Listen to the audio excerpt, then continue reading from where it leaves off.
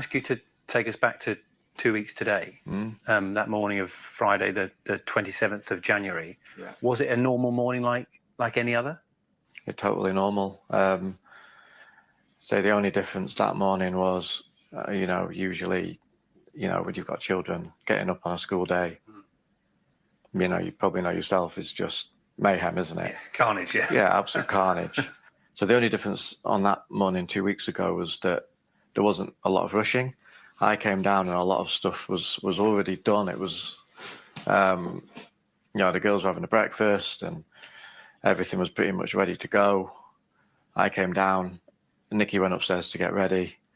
And then, the routine is basically if Nikki's taking the girls and Willow, when I hear her come down, I'll get them in the car, get them strapped in, get Willow in the boot and all that. And Nikki comes out, give her the keys, and off they go. It's a well-oiled machine normally. And sometimes you walk the dog and take the kids to school, and on that morning it was Nikki's job. Yeah, and then if it's my job, usually the roles are reversed. Yeah. Again, it was just nothing out of the ordinary. Everything was normal, because my working hours. Okay, so although we've gone through that, we're going to reverse and go through that in a sort of a step-by-step process, and then we're going to deal with the even more important thing, which is where he talks about the call that he got and his day and all that kind of thing, right? I've got to be honest and say I've got my own view of this case, and whenever we deal with Paul, I feel a little bit uncomfortable, and I wish I didn't. That's just I'm just being forthright about that, but that's not to say red flag, he's guilty kind of thing. And I do want Chad to be sensitive to that. We're not trying to be a kangaroo court online, so I don't want you guys to be presuming him guilty, you know what I mean, in an absolute way. What we want to look at is we want to kind of get to know him. We want to get to know his baseline, and we just want to kind of feel our way around this whole situation. We're getting to know Nicola in a way through him, right? He's her partner of 12 years. And so we're trying to get a sense of the dynamic between them. And does that take us anywhere, right? We've spoken about the ebb and flow of the river. Well, is there an ebb and flow in this relationship? I also want to talk about the river side of things and all of that. I mean, one of the things that I think you can't dispute is somebody made a really good comment that her clothing could have snagged on something in the river during low tide, right? So when it was at the lowest tide, her clothing could have snagged on something. And so whenever the tide is slightly higher, then you wouldn't see something snagged in that way. And that's a totally credible conversation. That's a totally credible thing. The other thing that I think we've got to be careful of is this sort of absolute thing. Did she fall in the river, or was she pushed into the river? Is the river, is it sort of separate? Did she fall into the river by accident, like she tripped and fell? Or was she attacked by someone, perhaps stabbed, perhaps something else, and then ended up in the river, right? The other thing I think you've got to think about is, did she end up in the river where those decoys are, or did she end up in the river somewhere else? Or obviously, did she end up somewhere else, right? And so that's what makes this case quite difficult. It's quite hard to know where to start. And I think the logical place to start is where we did start, which is with the river. And then let's look at Paul, and then let's look at other possibilities as well. So we're going to go back through what I've just played, and then we're going to take it a little bit further. Before we do, I want to just welcome the folks here. I know the American viewers, it's Super Bowl Sunday. So I hope you guys are in red. If you're watching this in playback, I hope you are having a good time with your families, whatever. If you're not watching the Super Bowl, welcome to this community that is watching. Let's have a look at who's here. Shayla, David, Terry, Dean, Robbie, Robin, good to see all of you. Run the World, good to see you as well. John Entrance. Okay, so I'm going to play that part we've just heard again, but this time break it into little fragments. Okay, so let's go back a few seconds. Weeks ago. Now, her partner Paul talked to me earlier today. We're showing his interview throughout the programme for you tonight. He spoke in depth about the day Nicola went missing. Can I ask you to take us back to... So there again, just in the first second, you have that Chris Watts like upper lip going over the lower lip, or the lower lip tucking in, right? You have that kind of from the word go, right?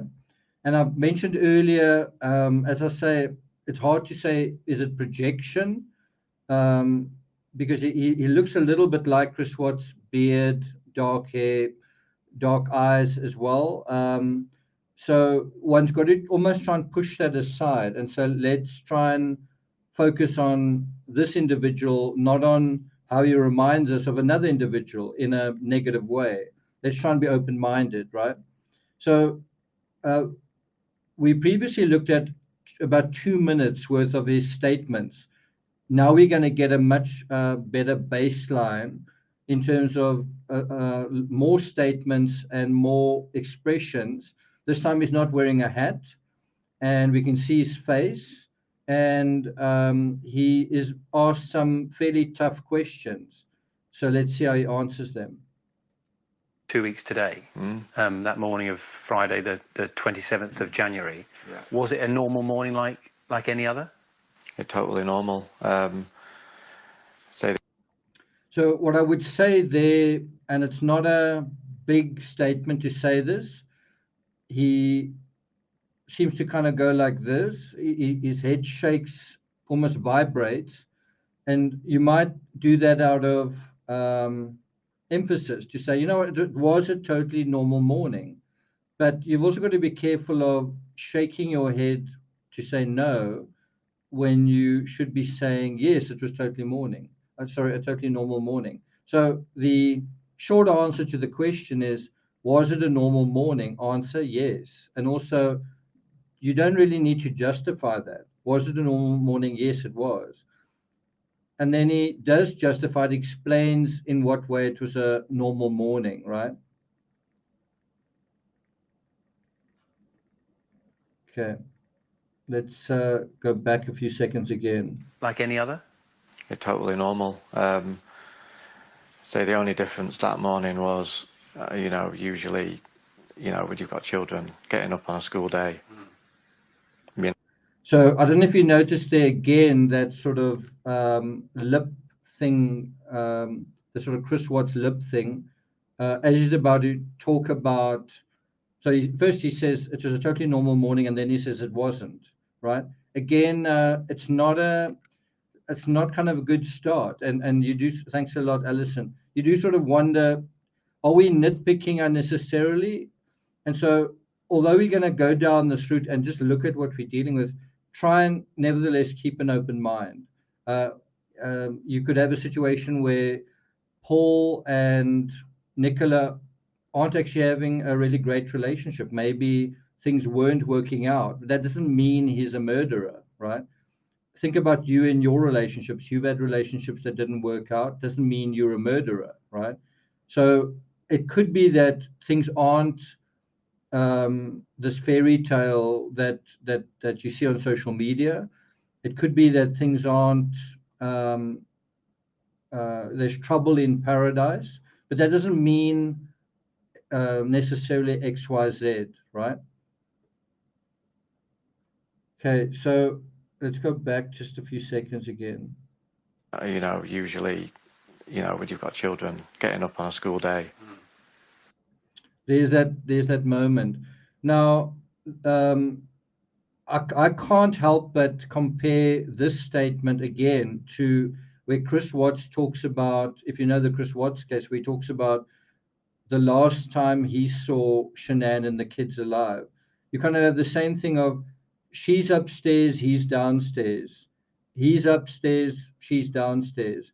And the other thing that kind of disturbs me in this is there's no point where he says she kisses him goodbye, where she says anything to him, where there's any interaction, where there's any like little anecdotal thing of she did this, she did that. It's very generic. And then the one thing that he does say, where he says he helped with the dog, is something that seems to be contradicted by what we know. Again, that's unfortunately another problem. You know, you probably know yourself, is just mayhem, isn't it? Yeah, carnage, yeah. Yeah, absolute carnage. So the only difference on that morning 2 weeks ago was that. So the other thing to mention there is he refers to it as mayhem. Does that take you anywhere? Do you refer to your family life as mayhem? I suppose you could. I mean, in a way, I suppose you could say the interviewer provides an even worse word, given the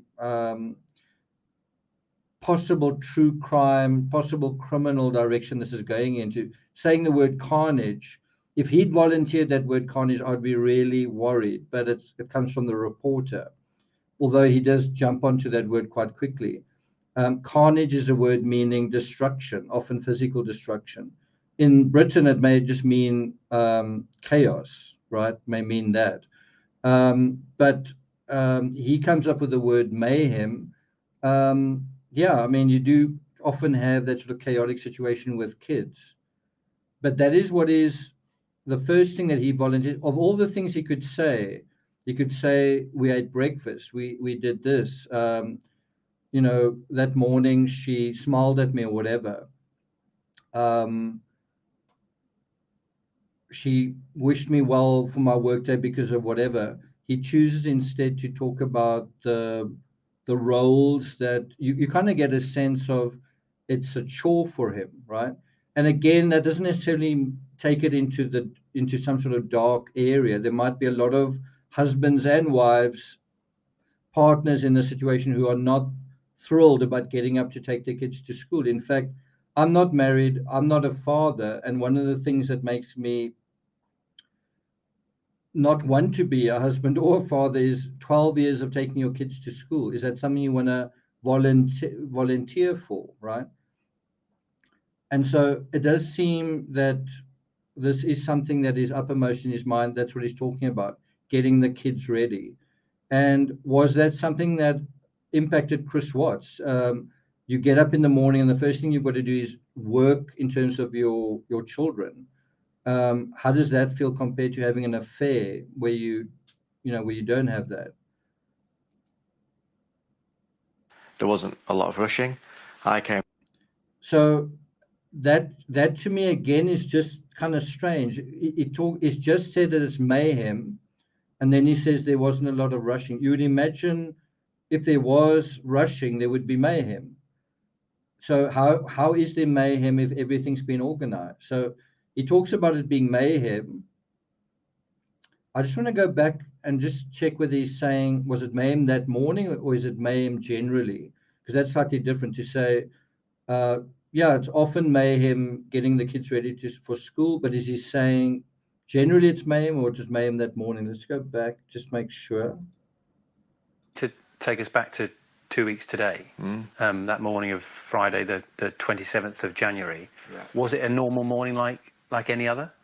Yeah, totally normal. So the only difference that morning was, usually, when you've got children, getting up on a school day, you probably know yourself, is just mayhem, isn't it? Yeah, carnage, yeah. Yeah, absolute carnage. So the only difference on that morning 2 weeks ago was that there wasn't a lot of rushing. So it seems like what he's saying is what was different about that morning was there wasn't any mayhem, that was actually a calm morning. And I don't know. I guess there are two ways you can look at it. Is it normally on a Friday? Are things more structured because it's the end of the week, or if it was a Monday, would it be more likely to be mayhem because it's after the weekend and so on? And I think the answer is on a Friday, you in that routine and you sort of getting ready for the weekend. So maybe what he's saying is true, that that day was fairly organized. Came down and a lot of stuff was already done. It was, you know, the girls were having a breakfast and everything was pretty much ready to go. That morning 2 weeks ago was that there wasn't a lot of rushing. I came down and a lot of stuff was already done. It was. So I think he also gives away something there where he says, I came down, right? Which suggests, and he said everything was already done. What that kind of says to me is that Nicola got up before he did. Nicola made the breakfast, he didn't. That Nicola was sort of, whether it was her role that day or not, but she was the one who basically made sure that there wasn't mayhem that day. She was the one who basically was arranging basically everything, arranging breakfast, arranging the kids. And he sort of came in afterwards and I guess had breakfast, right? Yeah, that is true. Most guys aren't really into that sort of thing.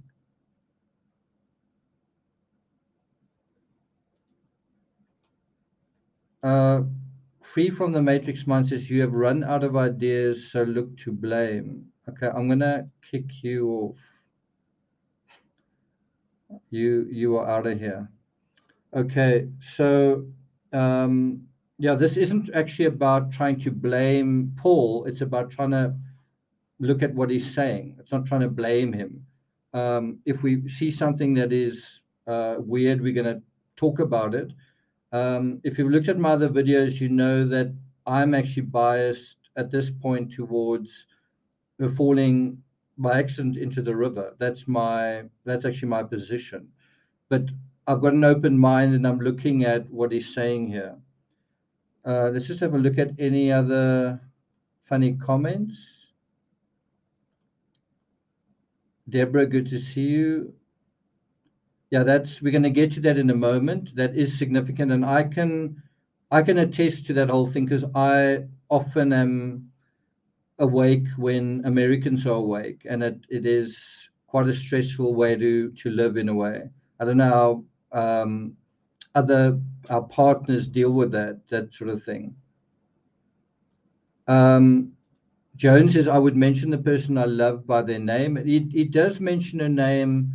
He does talk about Nikki, I think, a few minutes from now, a few seconds from now. You know, the girls were having a breakfast and everything was pretty much ready to go. I came down and Nikki went upstairs to get ready. So again, that to me, I'm sorry, but that kind of bothers me because he comes down and then she goes up. He comes down to have breakfast, and there's no thing of, it seems you would imagine that they would have breakfast together, right? And so maybe it's a situation where maybe it is a routine where he comes down to have breakfast, and while he eats with the kids, Nicola goes upstairs and gets ready. I suppose you could have a situation like that. But yeah, you don't really have a warm and fuzzy, I don't know if that's unrealistic or not, but you don't really have this warm and fuzzy breakfast together situation. The minute he comes down, she goes up. He doesn't say that they greet one another. It's not good morning. It seems quite impersonal. The other thing that kind of bothers me is, just as in that first footage we saw, he just seems very flat. There seems very little effect. And when you look at the Facebook photos that Nicola herself took, it's almost like a different person. The person in those Facebook photos seems warm and engaging and kind and you know, like this romantic good guy. whereas this person seems to be almost, I don't want to say nonchalant, but he seems very flat. There doesn't seem to be a lot of emotion in his voice. There doesn't seem to be a lot of emotion in his face. There seems to be a lot of effort into his hairstyle, but other than that, and sort of he's quite well dressed, but other than that, he's fairly, there's not much kind of going on. Maybe he's exhausted from worry. Maybe that's what's going on. But I do notice that there seem to be two Pauls. And then, you know, the routine is basically if Nicky's taking the girls and Willow, when I hear her come down, I'll get them in the car, get them strapped in, get Willow in the boot and all that, and Nicky comes out, give her the keys, and off they go. It's a well-oiled machine normally, and sometimes you walk the dog and take the keys. So somebody was saying he never says her name, or there he says her name a couple of times, and also mentions the dog a couple of times. Kids to school, and on that morning it was Nicky's job. Yeah, I don't know if it's my job. Usually the roles are reversed. Yeah. So yeah, again, it was just nothing out of the ordinary. Everything was. So again, is that just the way that he talks? Nothing out of the ordinary, sort of shakes his head. Hard to say whether that's something. There is something else I want to bring to your attention. And I guess once you see it, you can't sort of unsee it. And I also want to sort of emphasize that what I'm showing you now, it's not absolute. It's maybe, it's another thing that's just fuzzy. If you look at that image, I mean, it's the same image that you see here, right? If you look at that image, what I want you to look at is this area of his face, right? In this area of his face, it seems like there's kind of a brown mark, right? And if you look at some other images, like this one, look at this area of his face. There seems to be kind of a brownish mark. And it's actually quite hard to say, is that, because it looks like he's quite a thin fella, and that he's got a kind of a natural, almost like where his eyes are, where his eye sockets are, that it might create a small, almost indentation, like almost like a puddle of where light can collect. You can see on this side, it goes inwards there as well. And the question is this thing you're seeing here on the inside of those cheekbones or on the outside, right? Is what you're seeing a trick of the light? Is what you're seeing, you're seeing something that's not really there? And so there are a couple of ways to look at that. You can look at other photos of him, other footage of him, and I've tried to do that. You can also look at when you use a filter, then it starts to seem a little bit more prominent. It does seem like it's on the inside, and it does seem to be quite it seems to be a mark over there. It goes over the cheekbone, and then it goes onto the other side. It does look like there's some discoloration. And someone was saying, is that a birthmark? And if it is a birthmark, then you would expect to see it in some of the Facebook photos. And then if you look at some of the Facebook photos, such as, I think I've got one somewhere here. If you look at, say, this one, do you see something in this photo? And you can see there is something going on there. I don't know if it's bags under his eyes. So is this a normal, natural thing? And it looks like it could be. You see that is actually caught in the light, and you can see that there seems to be, I don't know if it's an injury or what's going on there, but it does look like that has been there all along, right? So I think one's also got to be careful looking into what looks like it could be a bruise when it looks like it's been there for some time. I think I've got another image. This one. If we look at this image, you don't really see anything there. And then I've got another image. So I remember when I looked at this particular image, after seeing what I thought might be a bruise, I thought, you know, is he hiding away a bruise? Is that why? Because the hat seems to be very much over his eyes and forehead. I mean, if you look at where the hat is meeting his cheekbone there. So all I'm doing is I'm sharing with you how I was just looking into this particular area, right? The process. So one of the things I looked at was this hat seems to be drawn as low over his face as it possibly can be. Was he trying to hide a bruise or something over here? And bear in mind, in this image, this side of his face is facing away from the camera. Was he trying to hide this side of his face by pulling this beanie, whatever hat, right over his cheek? And part of me was like, yes, that, you know, that is what's going on here. But then you see an image like this one, which is from quite a long time ago, from there, obviously from Facebook, and you see exactly the same thing. You see him wearing a beanie, and it's pulled quite low over his face. Again, in this image, you don't really see anything there.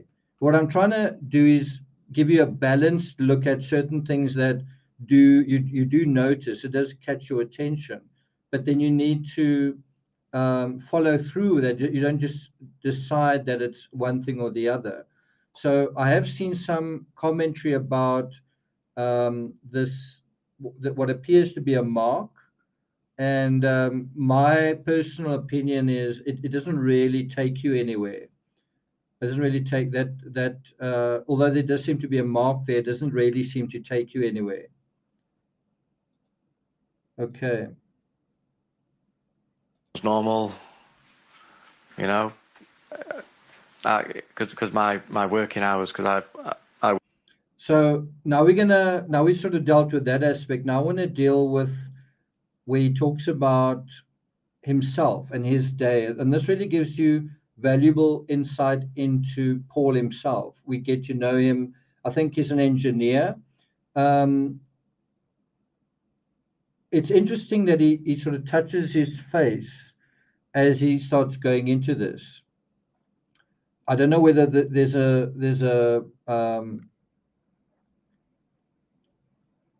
discomfort or some kind of trigger around that this was perhaps a bone of contention. So bear in mind they both work from home, but their jobs are actually extremely different in terms of routine. And he's going to explain why that is in a moment. So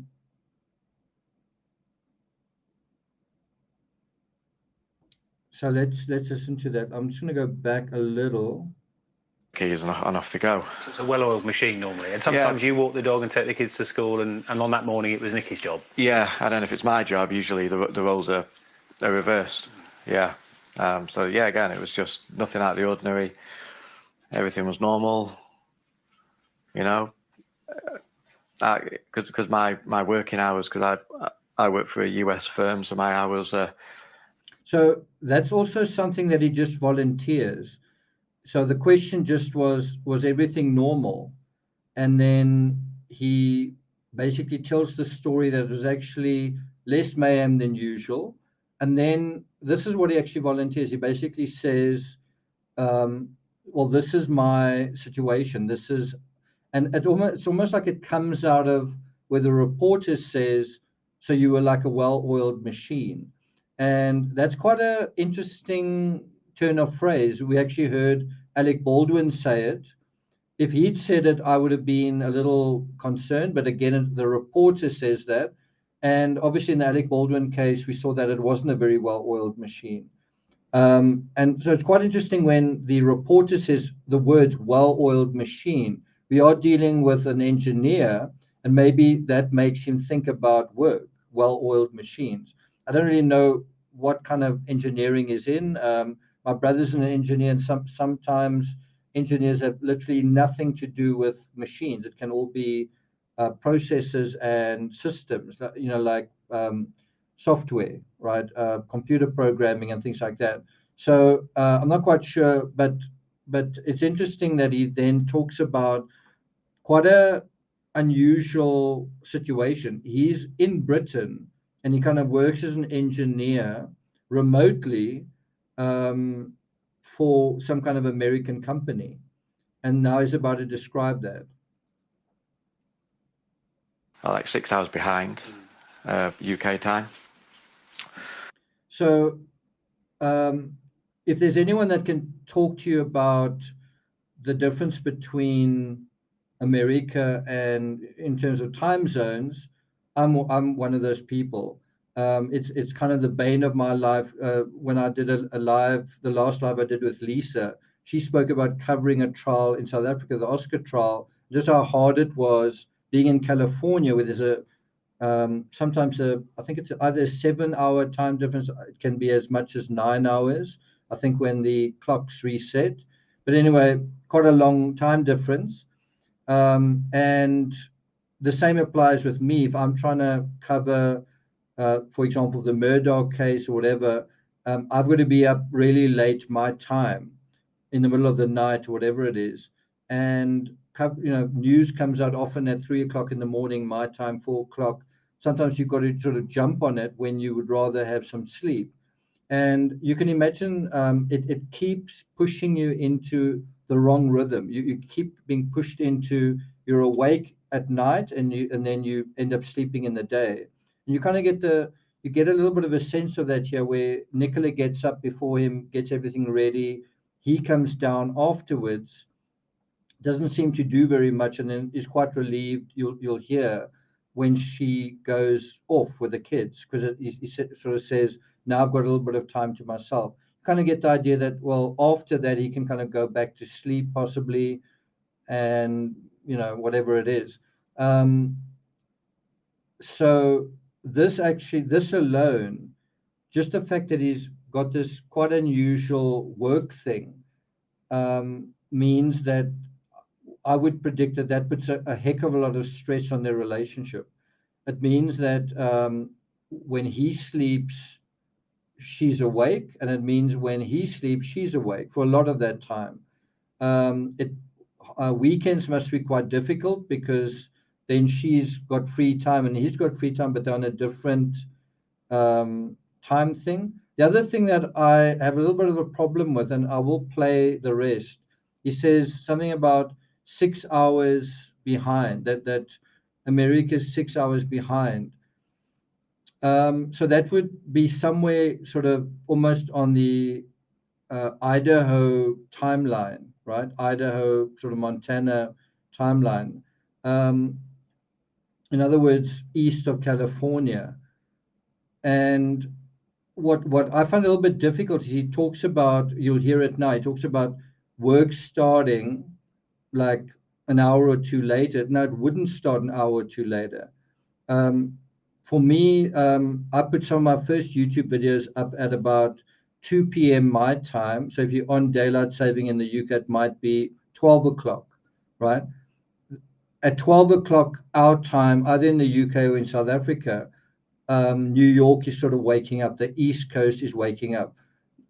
There's not really any point in doing something or putting up something before then, because America's from east to west is asleep. So I don't really understand why he would need to do any work before 12, his time. As I say, my time, 2 o'clock, because of daylight savings, I think, we are South Africa. What time is it right now in England? Is it almost midnight?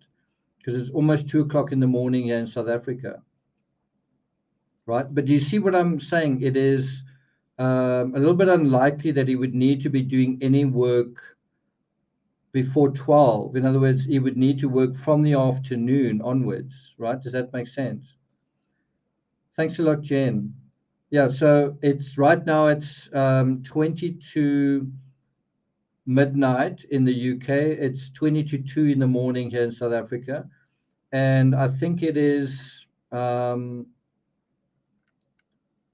there you have it. It's 20 to 7 Eastern time in America. But anyway, my point is 2 o'clock my time in South Africa, you don't really want to put up a video before then because America's asleep.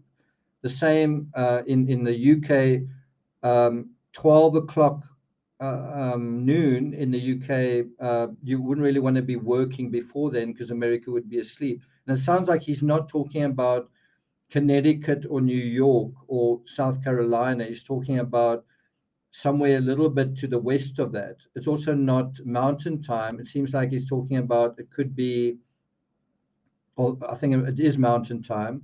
It could be in line with Texas. It could be in line with, I guess, Montana or Idaho, right? So when he talks about the time, it doesn't quite seem to make sense. So I don't usually start work till a bit later in the morning. So that to me doesn't sound accurate, that he would start work late in the morning. That just doesn't really make sense. Maybe what he means is he prepares for work, and then when America wakes up, then then he makes his presentation or whatever it is.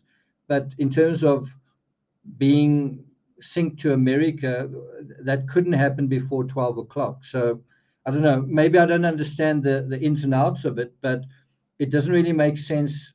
The explanation he's making that he's on American time. Well, American time doesn't start in the British morning. It starts at a minimum at noon in England. Does that make sense? So that gives me a little bit of a worried feeling. Why is that?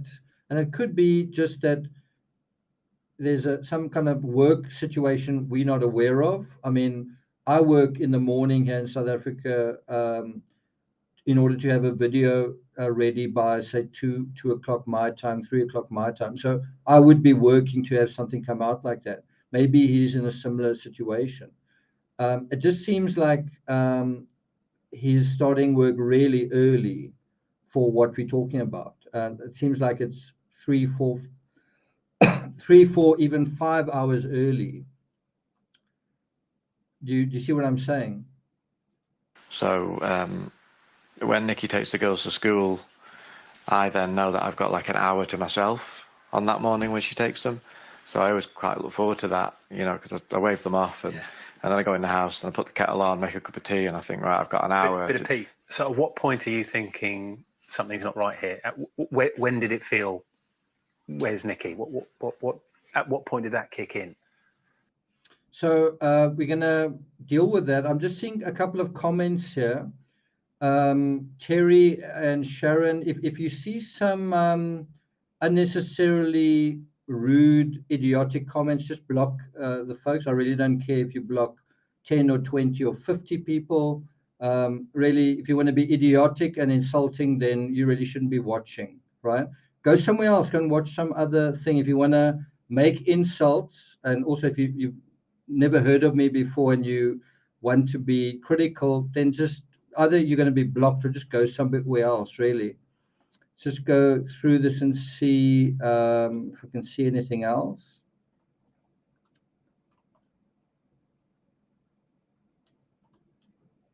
Bridget says, my son works on his own from home during the day, but he reports later with his colleagues, so you could have that. He's tired. It could be that he is just tired. That's a good point. We are going to get to that in a moment.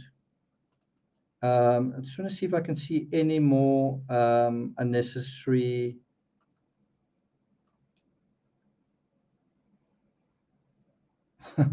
Thanks, Deborah. Yeah. Okay. Texas is Central Time. Okay. DB says he's a designer, probably works by himself much of the time. Yeah, so you've got to be careful making assumptions. But anyway, that's what we're doing. Okay. but we're trying to at least anchor it in a certain amount of common sense.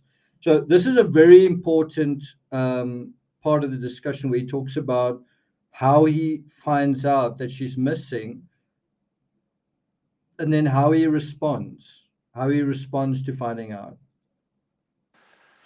So she's usually back like 9:45 average, 10 o'clock. Can I just say that I don't really like those sort of movements in his mouth. It almost seems like, so when she's back, that's actually an issue. That's actually it's not like, oh, good to see you. It seems to be resentful of it, right? I'm going to go back a little bit again, and you often see these little micro expressions from him. Does it mean something one way or the other? It's hard to say at this point. Let's just go back again. She takes them. So I always quite look forward to that, because I wave them off, and then I go in the house and I put the kettle on, make a cup of tea, and I think, right. So you've noticed that he is sort of quite unemotional, quite blank in his whole thing, and yet he seems to show the most emotion when he talks about her not being there. Do you notice that? He seems to show the most enthusiasm, the most energy when he talks about her not being there. She'll be gone for an hour and then I can have some time to myself. And he seems to be quite emotional and positive about that whole idea. That again is unfortunate. It's not really helping the accident scenario. We had the same thing where when he said there was no evidence, he smiled. Like he openly smiled during that interview, I think, with Sky News. And so once again, there's this thing where when there's something specific that doesn't help Nicola, he seems to take some kind of something out of it that seems to make him feel good. That's just not a good thing that we're seeing, right? But as Sophie says, there are a lot of men that like their space. It doesn't mean they're murderers. A friend of mine, quite a few friends of mine that I go cycling with, talk about this is the best time they have the whole day. That being away from the sometimes claustrophobic family, that's my word, not theirs, but sometimes out of that claustrophobic schedule, they get to exercise and exert their physical power and have a bit of freedom. And that means a lot to them, that they need to sort of be a caveman for an hour, and then they can go back home and be good husbands and be good fathers, and they've sort of re-energized themselves. So it doesn't mean you're a bad person if you like some space, and that goes for a man or a woman. In fact, it may mean you're a very good person if you recognize that and your partner recognizes that, and you give them space and they give you space. It might be a very good way to regain your center and regain some balance. It's just a little bit problematic that in the scenario that she's missing, in the scenario that she's not here with us right now, that he's acknowledging this thing of when she's not here, I kind of enjoy it. It's not something you really want to see. Thanks a lot, Sweet and Salty.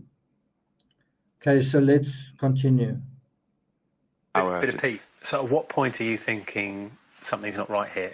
When did it feel, where's Nikki?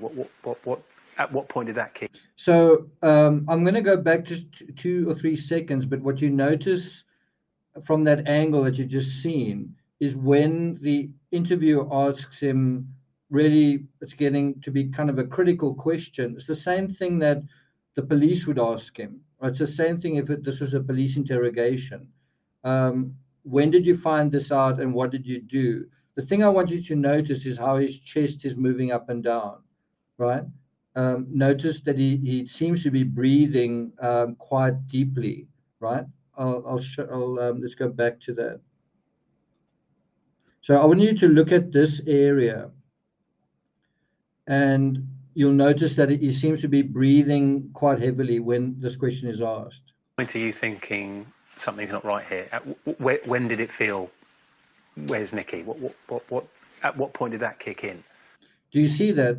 Now, I've seen the same thing in sitting in court, where, for example, in this case, it was a triple axe murderer, and he was being, they were about to tell him, we find you guilty or not guilty. And so I was right there in court. I was a few meters away from him. And what was incredible to me, because I wrote a couple of books about this, what was incredible to me was when you sat there in court and this person was, as I say, a few feet away from you, you could see, I think I could even see the vein in his neck actually pulsing, like throbbing. I can't be 100% sure of that, but I thought that I was seeing that.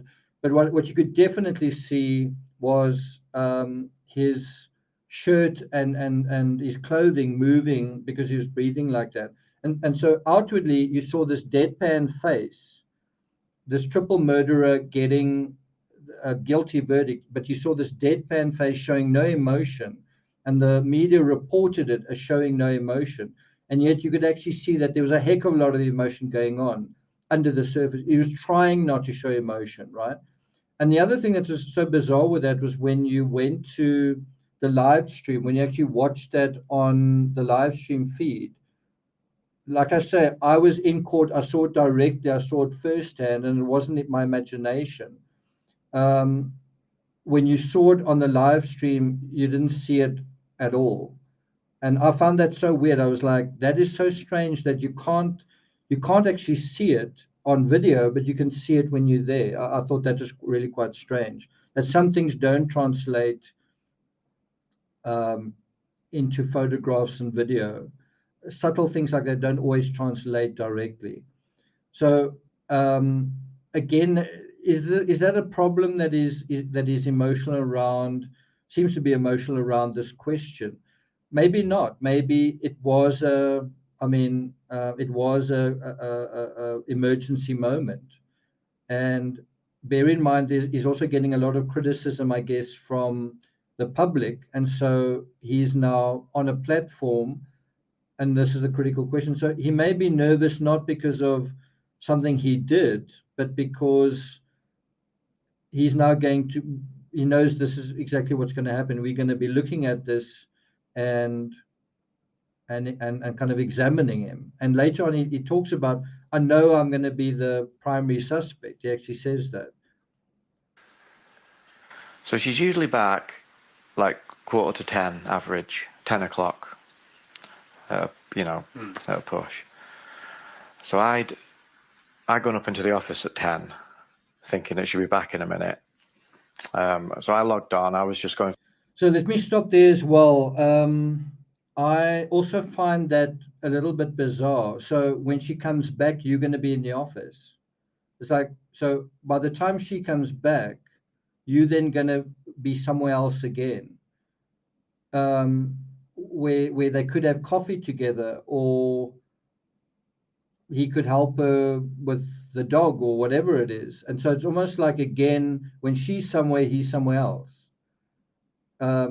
As I said earlier, to me, it doesn't make sense that you would go to the office and start working at 10 o'clock when America only is going to wake up at the earliest 2 hours later. Why the rush? Why the rush to kind of get working? Also, if he is really synced to American time, then he probably needs additional sleep. It's not like a question of, I need to get to my office at 10. It is more than likely that he needs to be asleep until whatever time. It depends to what extent he's religiously synced to that time. But do you see what I'm saying? It's quite strange that when she arrives back home, then he goes to his office, and then they I guess are not interacting with one another. When theoretically he could start work in the hour that she's away, right? While she's away, he could kind of settle down to work and concentrate, whatever it is, or he could settle down to work an hour later. But he elects to start working the minute that she gets home. The other thing that I think you've got to credit him with is, I think it's true what he's saying. If you look at her Strava, it does look like she would be home every single day when she takes the dog for a walk at either 9:45 or 10. You do kind of get that idea. And what that reveals is that even from Paul's perspective, she's very much a creature of habit. You kind of got that idea with Shanann Watts as well. A very, you might say it's regimented, you might say it's organized, but a very structured. Every time she does something, it's very predictable. It's a very predictable pattern. And you often have this with households. The kids get up at a certain time, bedtime at a certain time, school at a certain time, and parents need to also structure their working lives as well. And then there's also the gym thing that comes into this. Through some emails and stuff, setting my day up, and it got to say 10:15, and that's when I thought, she's later than usual, but I still wasn't particularly worried because she has come back at 10:15. So that's exactly what Chris Watts said when he spoke about the thing. He said, I called her and she didn't answer, but I didn't really worry. I wasn't really worried about that. Again, I'm not trying to say anything, simply that it reminds me of exactly what Chris Watts said. Let's listen to that again. It got to say 10:15, and that's when I thought, she's later than usual, but I still wasn't particularly worried because she has come back at 10:15 sometimes. She might just get talking to Emma or find another a friend mom. on a dog walk. or anybody. So what's quite interesting there is that is some of the most gesturing we've seen. So it's like it seems to be just saying sometimes she comes back late, and then there's quite a lot of gesturing. So far, I think you could argue that that's the most gesturing we've seen thus far.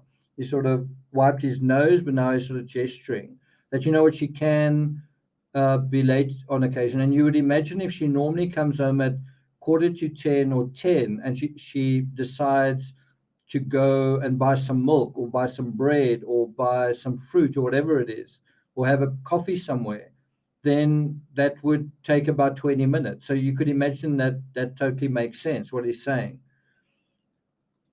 It's not often, but she has got back at about 10:15. So again, I wasn't massively concerned or anything. So there you kind of have a little bit of a sense of, I believe him there, and there he's sort of shaking his head. Maybe that's just a way that he communicates, that, it's like that is what she would do. He does kind of confirm there that she usually does something, that there's a pattern that one can see here.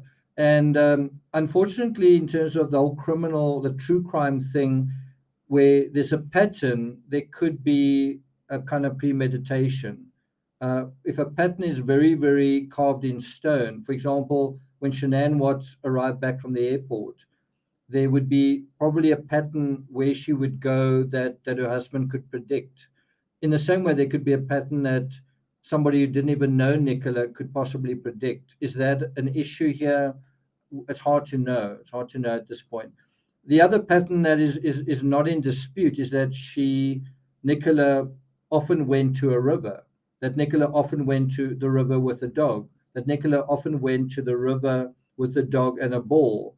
So you can take everything else out of the equation, simply say this person that's disappeared often went to the river with a dog and the ball. The ball was often thrown into the river. The dog often went into the river.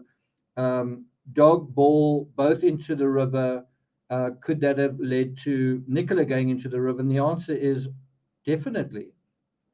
If something happened to the dog or something happened to the ball, who knows? But it basically puts Nicola close to the side of the river if the ball or the dog are in the river often. And what seems to be the case here is exactly that. So you can go around in circles talking about micro expressions and arm movements.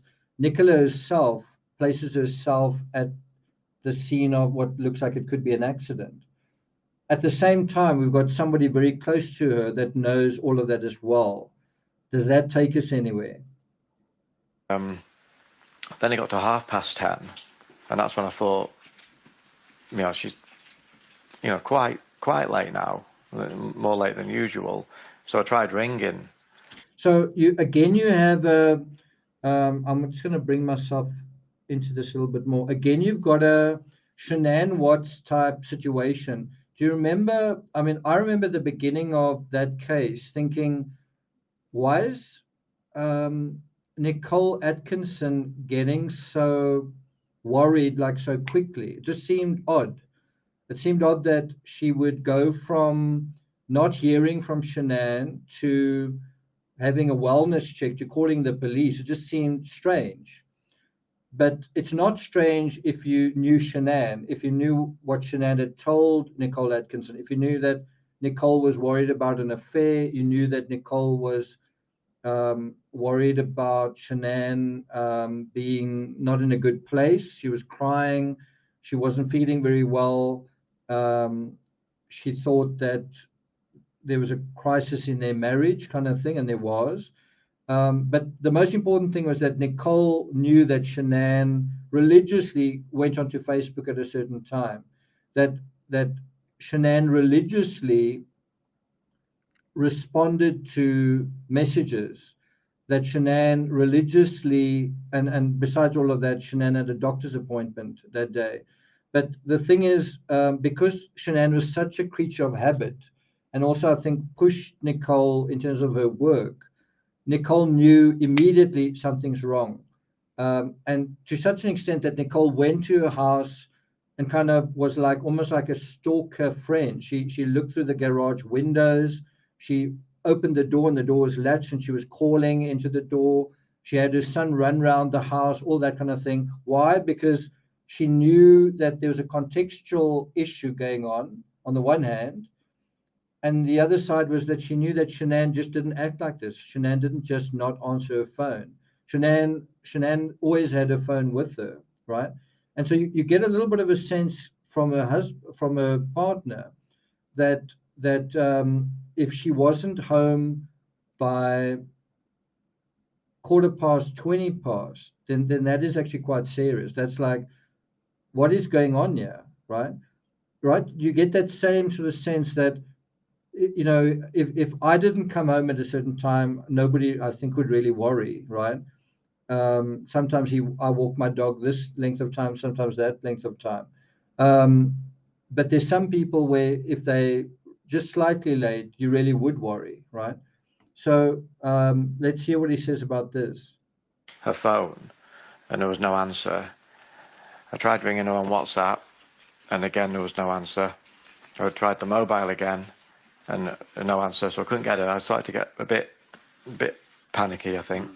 So that is actually a very good sign for him, is that he didn't simply get worried. He did something about it, right? He called her, he WhatsApped her.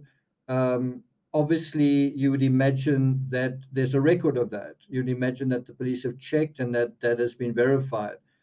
It would be interesting to know if he WhatsApped her, what did he say? Did he say, where are you? Did he say, what did he say? On the other hand, and I'm just being thorough saying this, I don't really think it's necessary, but let me just do it anyway. You also had Alex Murdaugh, almost said Paul Murdaugh. Alex Murdaugh did the same thing. He called his wife, where are you? Or repeatedly called her, although he knew that she wasn't going to answer. You actually had the sense that at a certain point, he literally had her phone in his hand, and it went from landscape mode to portrait mode and at that stage she was dead, right? You also had Chris Watts did the same thing. He called Shanann to give the pretense of where are you, even though he knew where he was, right? What I'm trying to say is, if there was literally no attempt by Paul whatsoever to say, where are you, that would be a problem. The fact that he does want to know where she is good, but it doesn't necessarily mean he's in the clear. So again, we need some more information. So what is also quite interesting here is that the first person that's alerted to her not being around is the school, not him. I find that quite interesting. That the level of priority of alerting some authority that something may have happened to Nicola is the school. And again, you might say, well, it could be a dog walker that's also a fellow parent, a dog walker that also has kids at the school, a dog walker that knows that she's affiliated with the school because that the other dog walker is as well. In other words, they would know that to get the message out, the school would be able to find a person who would know her, right? Do you know what I'm saying? So that could be the way that that network sort of works out. Deborah says, did the dog Willow go home, or did she disappear with? So the dog was found in the park. The dog was found by the bench, sort of between the bench and the gate where you exit the park. She parked the car at school. That's true. That's true.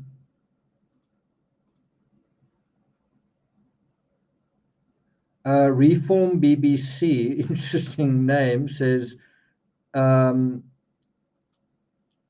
people do act like this when they have something to hide. Yeah, it could be that he's got something to hide, but it's not murder. It might be an affair. It could be that he has something to hide, that it's not a great marriage. So it could be that he is hiding something, but it's not the worst possible thing. Terry says, with so many witnesses, I have a hard time imagining she could be taken from the park. Yeah, that's the big problem here. And the other problem is if you want to go there, right? If you want to say, I think Paul did something, then you kind of got to imagine, did he drive somewhere or did he go somewhere on foot? And then how did he get to the park in order to confront Nicola? How did he get there? And we're going to look at a map and we're going to test that whole idea, but it's a problem. You can't just snap your fingers and say Paul did something. You've got to get him there, and you've got to get him into the park, which either means he crosses a river or drives somewhere.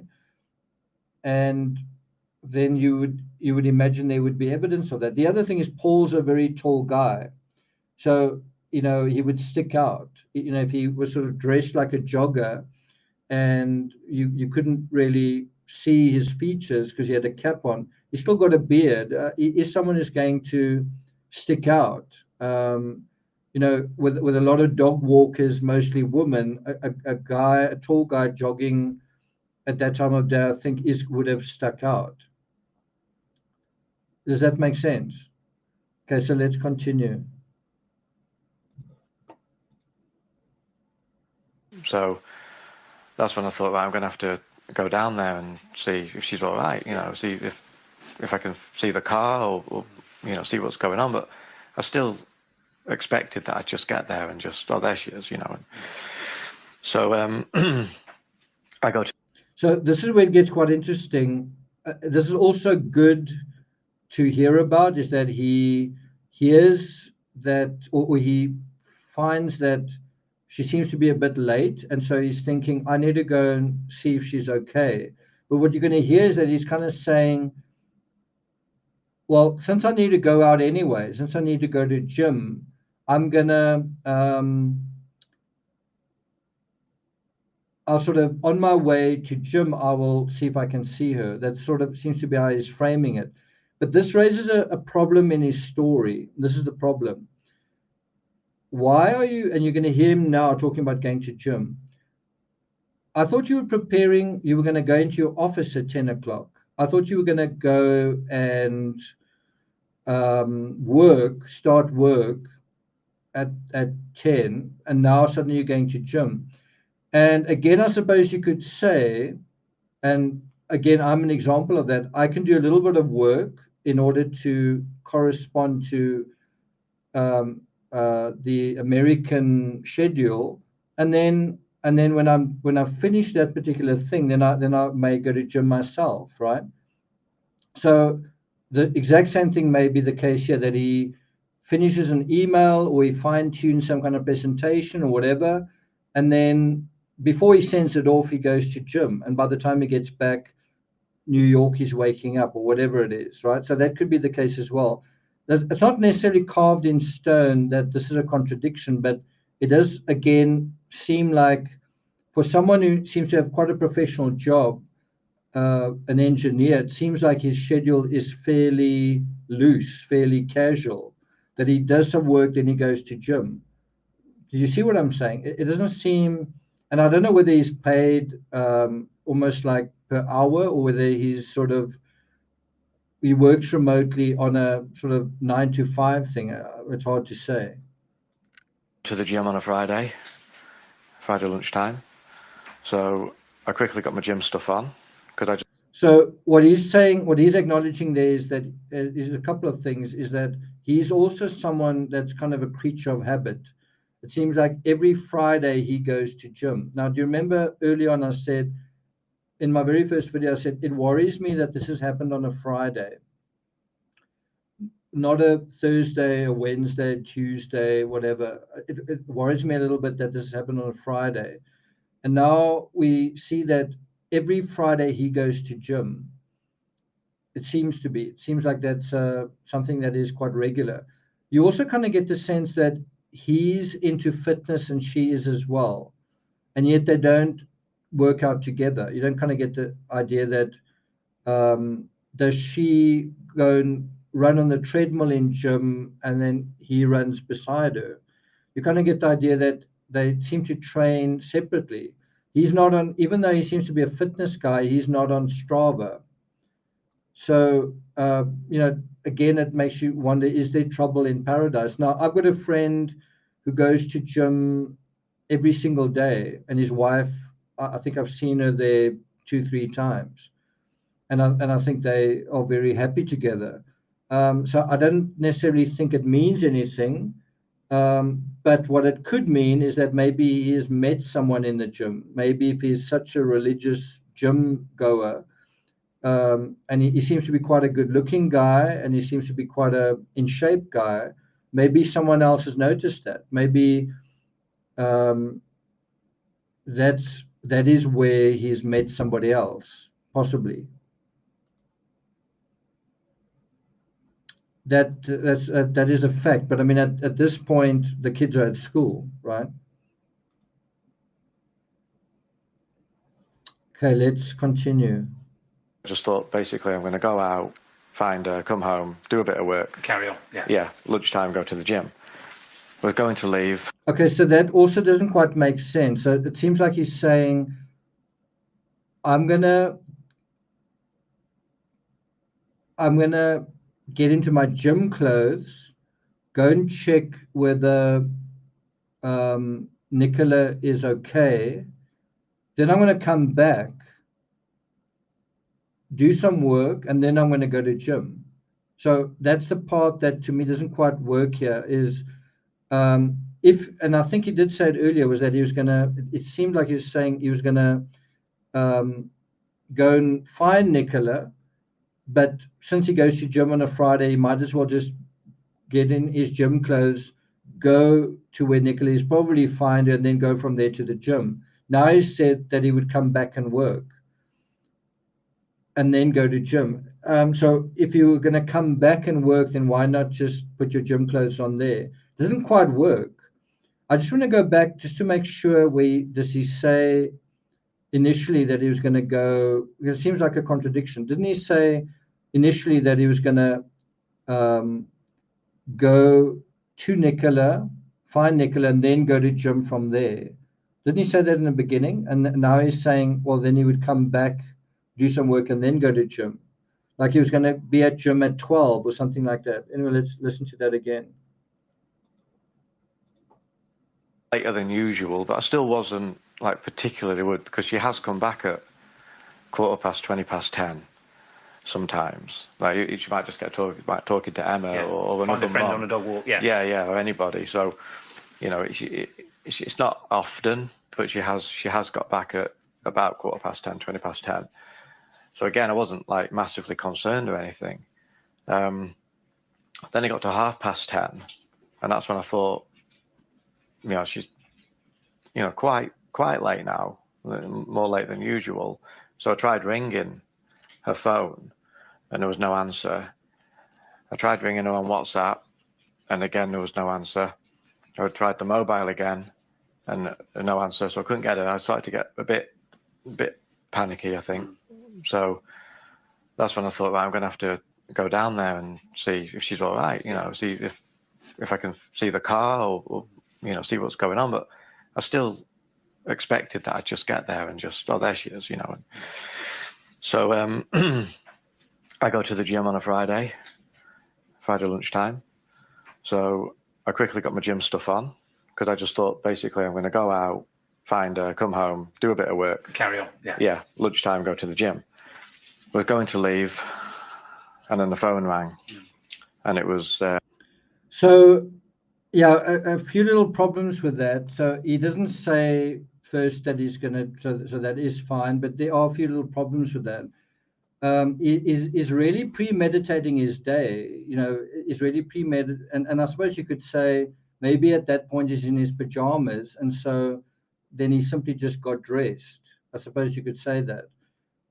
We don't know whether he's on a Zoom call and his appearance matters. So maybe the whole thing of getting dressed is to some extent irrelevant. But the other side of it is maybe some people wondered, why you don't look like you are working. Why are you wearing clothing that looks like you are about to go and do a workout in the middle of your wife's disappearance, in the middle of your girlfriend's disappearance? You know, why are you dressed the way you are, kind of thing? And maybe that addresses that. The other thing that I notice, and again, it's a 50-50 thing. He talks about going down there, right? Now, the fact is that it looks like she went down there, right? It looks like she went where the bench is, down there into the water. And maybe that's just subconsciously acknowledging that, because I think you could say, can you see anything down there? Did anyone find anything down there? You could say that. The thing is, he's talking about it within the context of chronological time. And so he wouldn't necessarily know that she was down there. Do you know what I'm saying? It might be nitpicking to say that. It might be nitpicking to say that, well, he wouldn't know at that time that she was down there. On the other hand, you could say, it doesn't mean down there, down there. It just means in the sense of over there. She was over there at the park. You know what I mean? I'm just saying, in the same way when Chris Watts said it was like earth shattering, I didn't like those words, and we later found out what that referred to, because he did break the earth, he raked the earth, he dug in the earth and all that. And so when he says down there, I don't know if I like that very much. It seems it's again something he volunteers, but the down there basically refers to the area in front of the bench. But it's like he knew that before he got there. You could say, in hindsight, he does know that, and so that's what he's referring to. That's a fair argument. That's a fair argument. It was the school, and it was the receptionist at school, and she said, Mr. Ansell, it's a bit of a weird one. Hello. So it's a bit of a weird one, but it's quite interesting that at the moment that he is and I mean, this is just a silly observation, but at the moment that he is actually starting to talk about literally what happened to Nicola. So in other words, at the moment in his story that is about something happened to Nicola, you actually hear the dog's paws in the background. Almost like the dog understands English, or the dog is picking up clues or something in what is going on, and kind of wants to say, hey, I can tell you something, whatever, right? It's just kind of quite weird. At the moment that he's talking about the phone call and where they're going to say something weird's going on, you actually hear the dog in the background. But we found Willow and Nicky's phone on the bench, and the harness halfway down the embankment on the floor. So that to me really, really stood out, is he knows exactly where that harness is. It's halfway down the embankment, right? And that was one of my first questions from day one, was I want to know exactly where the phone was. We don't have a lot of evidence to work with, so we need to be exacting about what we do have. So exactly where is the cell phone? On the bench, okay, but where? We don't quite know where that was. I've seen a photo of a cell phone on the bench. I don't know if a reporter took that or if that's the actual evidence photo. In my mind, I almost imagined the phone was almost on the armrest, but I don't think that is the case. But the more important question is actually not where the phone was, but where the dog leashes and harness. And someone gave me a hard time. It's amazing the things that people criticize you about, that a harness is what a horse wears and a leash is what a dog uses. And I see a lot of people also refer to it not as a leash, as a lead. My dog has got a lead or a leash and a harness. And what you do is you clip the leash onto the harness. And I never ever referred to the thing on the dog's body as a leash or a lead. It simply isn't that. And so if you're going to make silly arguments about that, I mean, then you don't know the English language, right? The harness is that thing that you see here on the dog, and it's not something that is unique to a horse, right? And then the lead, I call it a leash. The leash clips into that section on the harness, and you want to make sure that the harness is comfortable on the dog, that it doesn't, impede the dog in any way. I find it quite strange that Willow's got his harness on right here. I find that quite weird, because you would normally not have your dog with a harness on at home. But maybe they just come from indoors. I know there was a photo of them walking outside with the dog, and so maybe he just hasn't taken it off. But a doting dog owner would take the harness off very early on. Yeah, harness or collar. So he seems to have a fairly good relationship with the dog, but I think the dog is ultimately Nicola's. Another thing that I've been meaning to mention, doesn't it look like he's going bald? Doesn't that look like a bald spot? And could that be impacting his sense of self? I think he's about 44, 45 years old. Is that giving him a bit of a midlife crisis? Is he worrying about aging? Is he worried about his appearance? Is he worried what Nicola thinks of his appearance, etc.? So, because you're already worried at this point. Yeah, because I'm just about to leave. So I've got my gym stuff on. I'm about to leave, thinking I'm gonna see her, pass her, get there and find her. Then I get that call, and in an instant, it's like your whole. Of course. Because I knew straight away that it wasn't normal, So I've got to say, this also bothers me. In a lot of the true crime cases I've dealt with, John Benet Ramsey, Madeleine McCann, on and on and on and on, you hear them, they know instantly exactly what has happened when nobody else does. So you, like with John Benet Ramsey, it's not a thing that could she have walked off. Same thing with Madeleine McCann. Could she have just walked off? Could she did she maybe sometimes leave the dog and let the dog run off on its own and whatever, and there could be all sorts of explanations. Did a friend call her on the other side of the fence? Did she run after the ball? All sorts of things. And it is a little bit concerning when you are absolutely certain of what something could be without having that information. Also with Madeleine McCann, Kate McCann knew instantly that Madeleine had been taken when there was virtually no evidence for that. There was supposedly an open window. Well, the open windows in my home right now. Does that mean, and I can't see my dog, does it mean my dog's been taken? Most people would think about other scenarios before they think about the worst possible scenario. And so him saying, I was certain, and all he's been told is, well, we can't find her.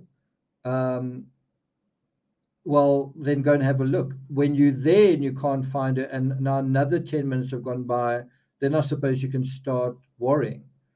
But the other thing is, he's contradicting himself as well, where he'd said in the first interview, he said something like, I can't remember where he said it exactly, but he said something like, you've got to be open to all the possibilities.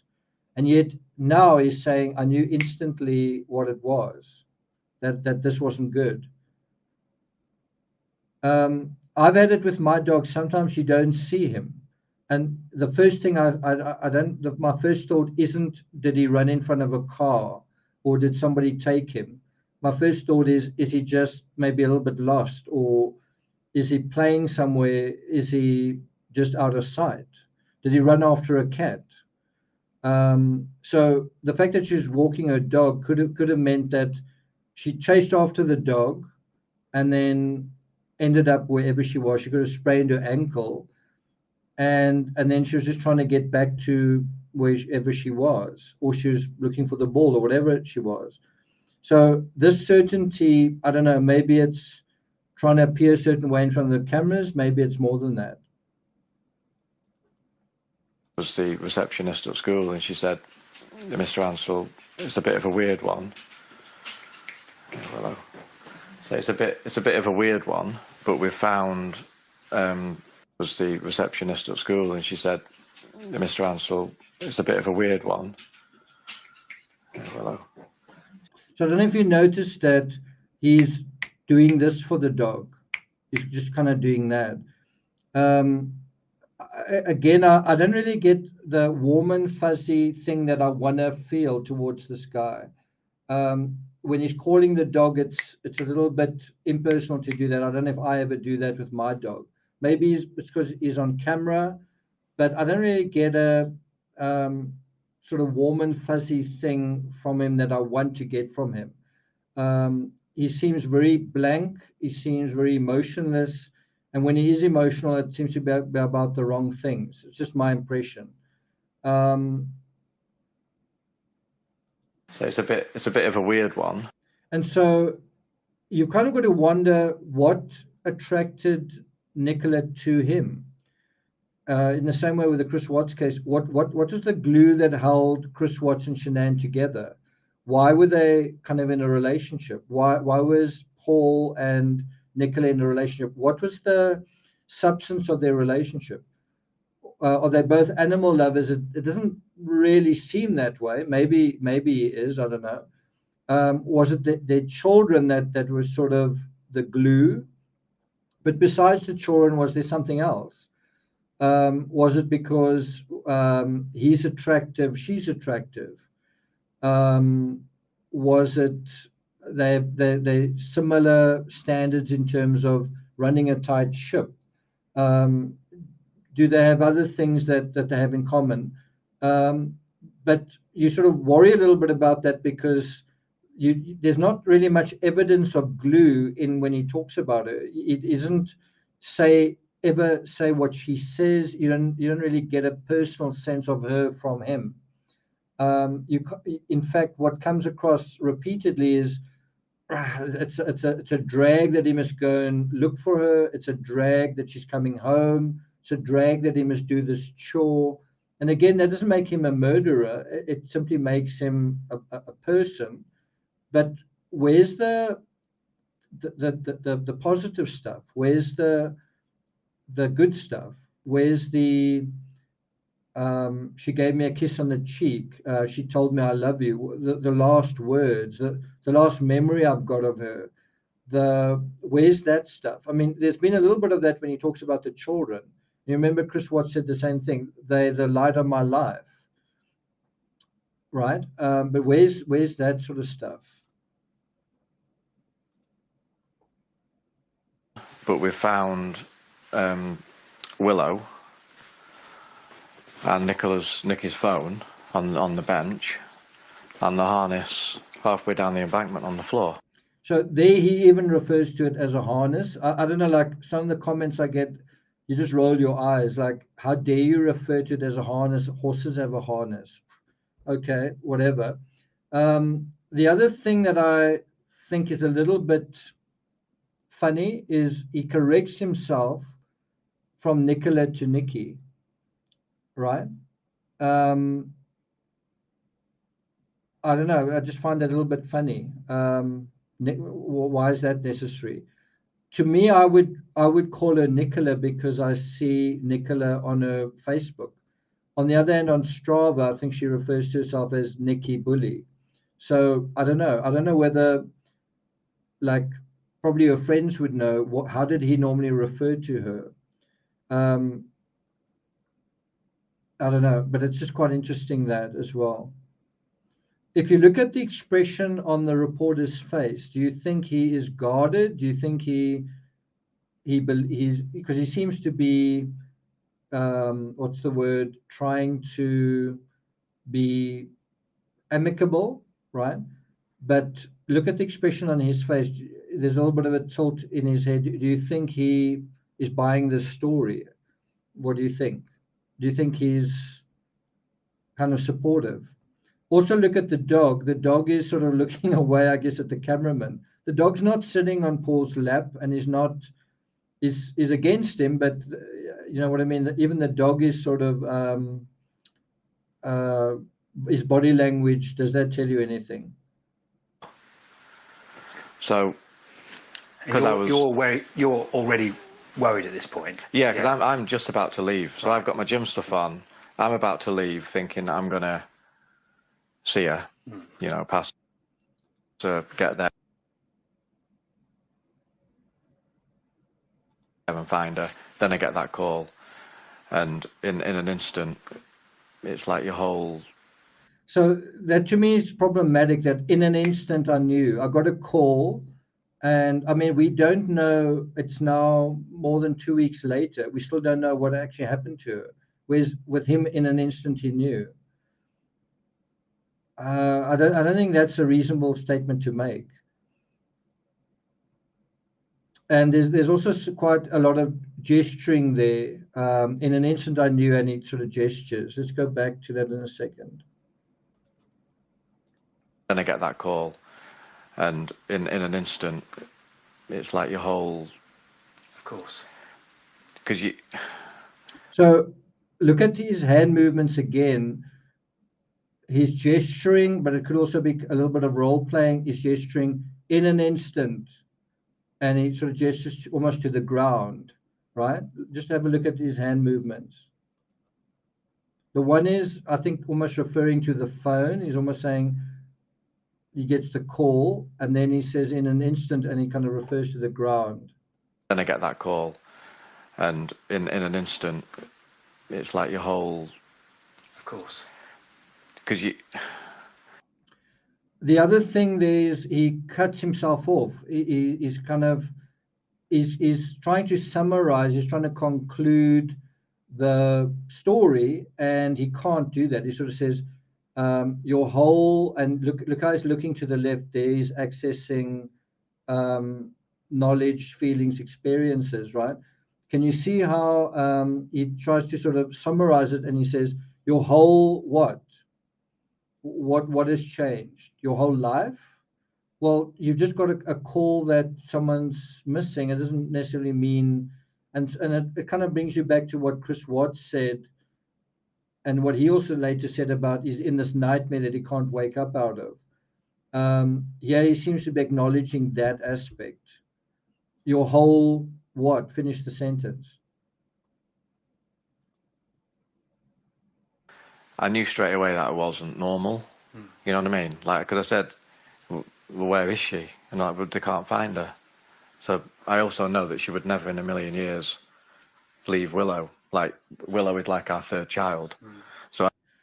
So I think that's true. I think it's true that she wouldn't just, so like if you saying that maybe she was having an affair, or maybe she, was in a relationship with somebody else. Maybe there's infidelity on her side, and then she just ran off with someone. You do get a genuine sense that she really loved her dog. So I think he's 100% right with that. But the problem is, you're not really getting him saying that about him. There's no way she would leave me. There's no way she would leave the kids. You know what I mean? It's like the glue that he's acknowledging is the glue between Nicola and Willow, the glue between Willow and Nicola. What about the glue between himself and her? What about, you see what I'm saying?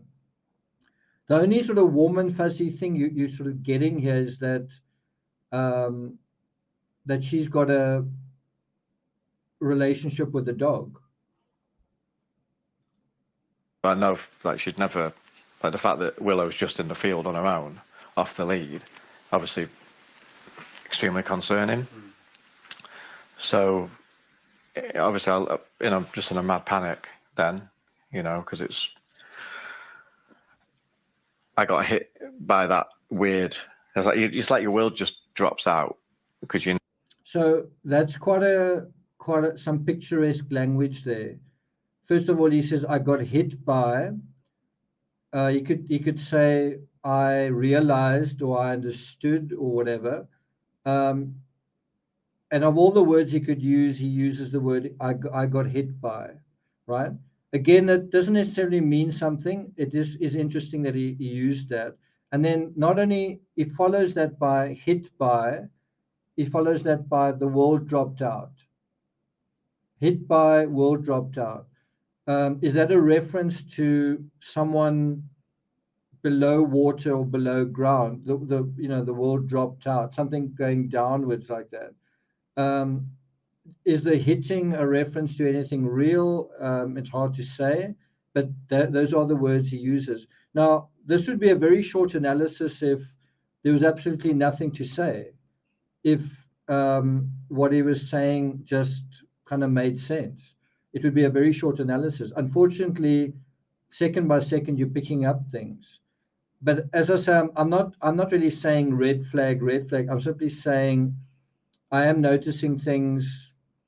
Does it take you anywhere? And I don't know if it does. It could mean that their relationship wasn't going anywhere, and it seemed like it wasn't. And I think he is asked about that. He was asked, did you have plans to marry? And I think his excuse is because of they did have plans to get married, but then because of COVID, they didn't. Well, COVID has been over for a while. So that seems to be an acknowledgement that she wanted to get married, that marriage was, and I think you can see that from a mile away. Who is the person who was less interested in that? Again, you can have all of that and still have her fall into the river by accident. That's also possible. I think what you can't avoid thinking about is if you say, but I can't see Paul in this story. I can't see him somehow being by the river. Someone would have seen him, right?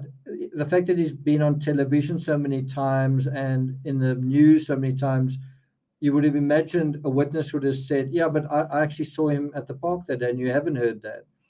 So I guess it's possible that but I must say I'm allergic to conspiracies, but it's possible that if you want something to happen, you don't go and do it yourself. You ask somebody else to do something, right? They're not a terrible amount of cases where you actually see that, because it's dangerous to do a thing like that. You've got loose ends and you can get yourself in trouble. So that's possible. especially if someone can say, I know her movements, you'll find her at this time, she's a creature of habit, whatever. But you would imagine that communication would be on his phone as well. Has he handed over his phone to authorities? I don't know. But that certainly is a way around the thing of if he does have an alibi. Something's weird has happened. So I got in the car, drove down there, ran down the river to where the bench is. Somebody had Willow, and obviously there was a few other dog walkers there and stuff like that. Handed me Willow, handed me Nicky's phone. I still expected, obviously, to just have a look around and, well, there she is, or there she is. So, we're all looking. I'm like walking off into the field that way, like looking around the corners, looking over the hedge, looking over the stile, and, nothing. But I'd rung 999 on the way because I obviously knew something was wrong. So the police rang me then while I was at the bench and said, look, you've got to get home because the police are going to be coming to your house. We need somebody at your house. You get home, the police are on the way there. So I'd rung the police at I think about 10 to 11, and they were.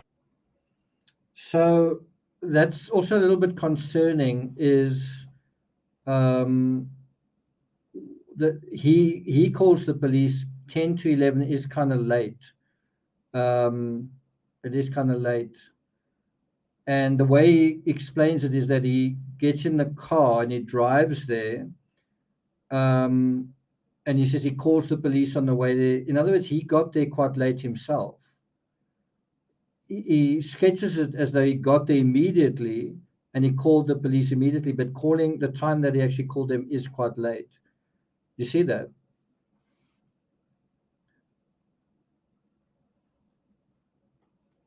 Yeah, I mean, that does seem to be possible. He does seem to have a very flat effect.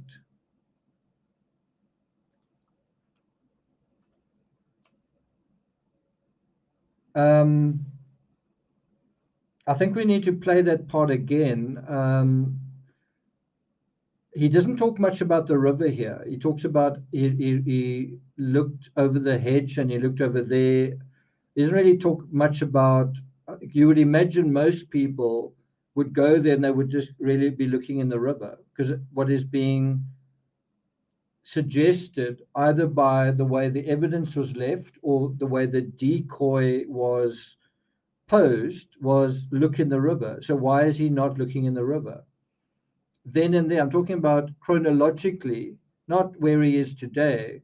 Chronologically, when he got there, how much time did he spend looking in the river? And I suppose you could say you would also look in the park, because that it would be also logical.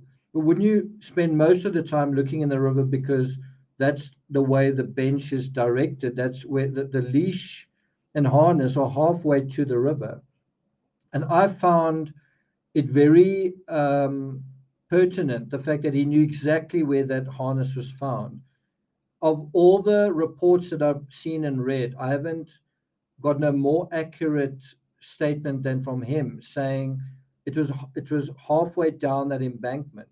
That's quite a long way down. That seems to be saying phone on bench, that's Nicola, harness halfway to the water, and so it's taking you in that direction. You know what I'm saying? The fact that he's so specific about it, you can't help thinking, did he put the harness there, or did he ask someone to put the harness there? The fact that he knew exactly where it was. Again, it's the same thing. It could also just be that he's a detail-oriented person and that's a detail that stood out to him. But he's not very detailed about certain other things. What did you have for breakfast that morning? Where was her phone? On the bench, right? The harness is halfway, but where was the phone on the bench? Where exactly was Willow when you came out? The thing that stands out of all of that is the location of the harness. That detail really stands out.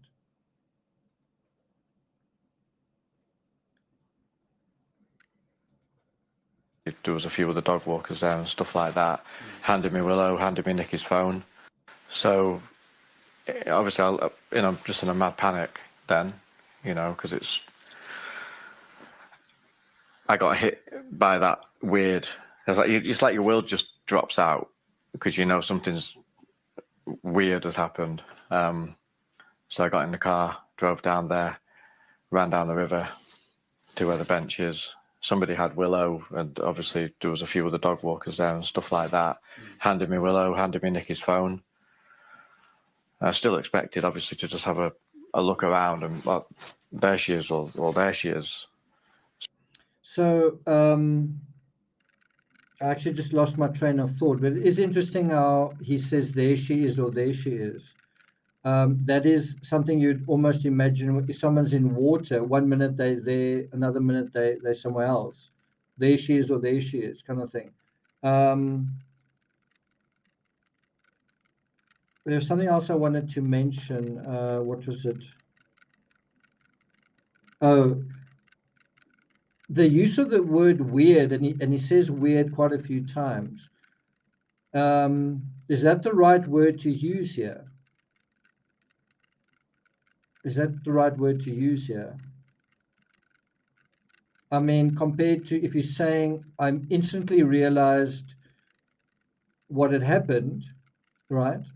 I instantly realized what had happened. I knew immediately. I called the authorities, and then he says it's weird. Weird is like the opposite. Weird is like, I don't know what has happened. I'm confused. I'm uncertain. I've got a funny feeling. I don't really know what is going on. It's the opposite to knowing precisely what has happened. Can you see how that's kind of a contradiction? And then the phone rang, and it was the school, and it was the receptionist at school, and she said, "Mr. Ansell, it's a bit of a weird one."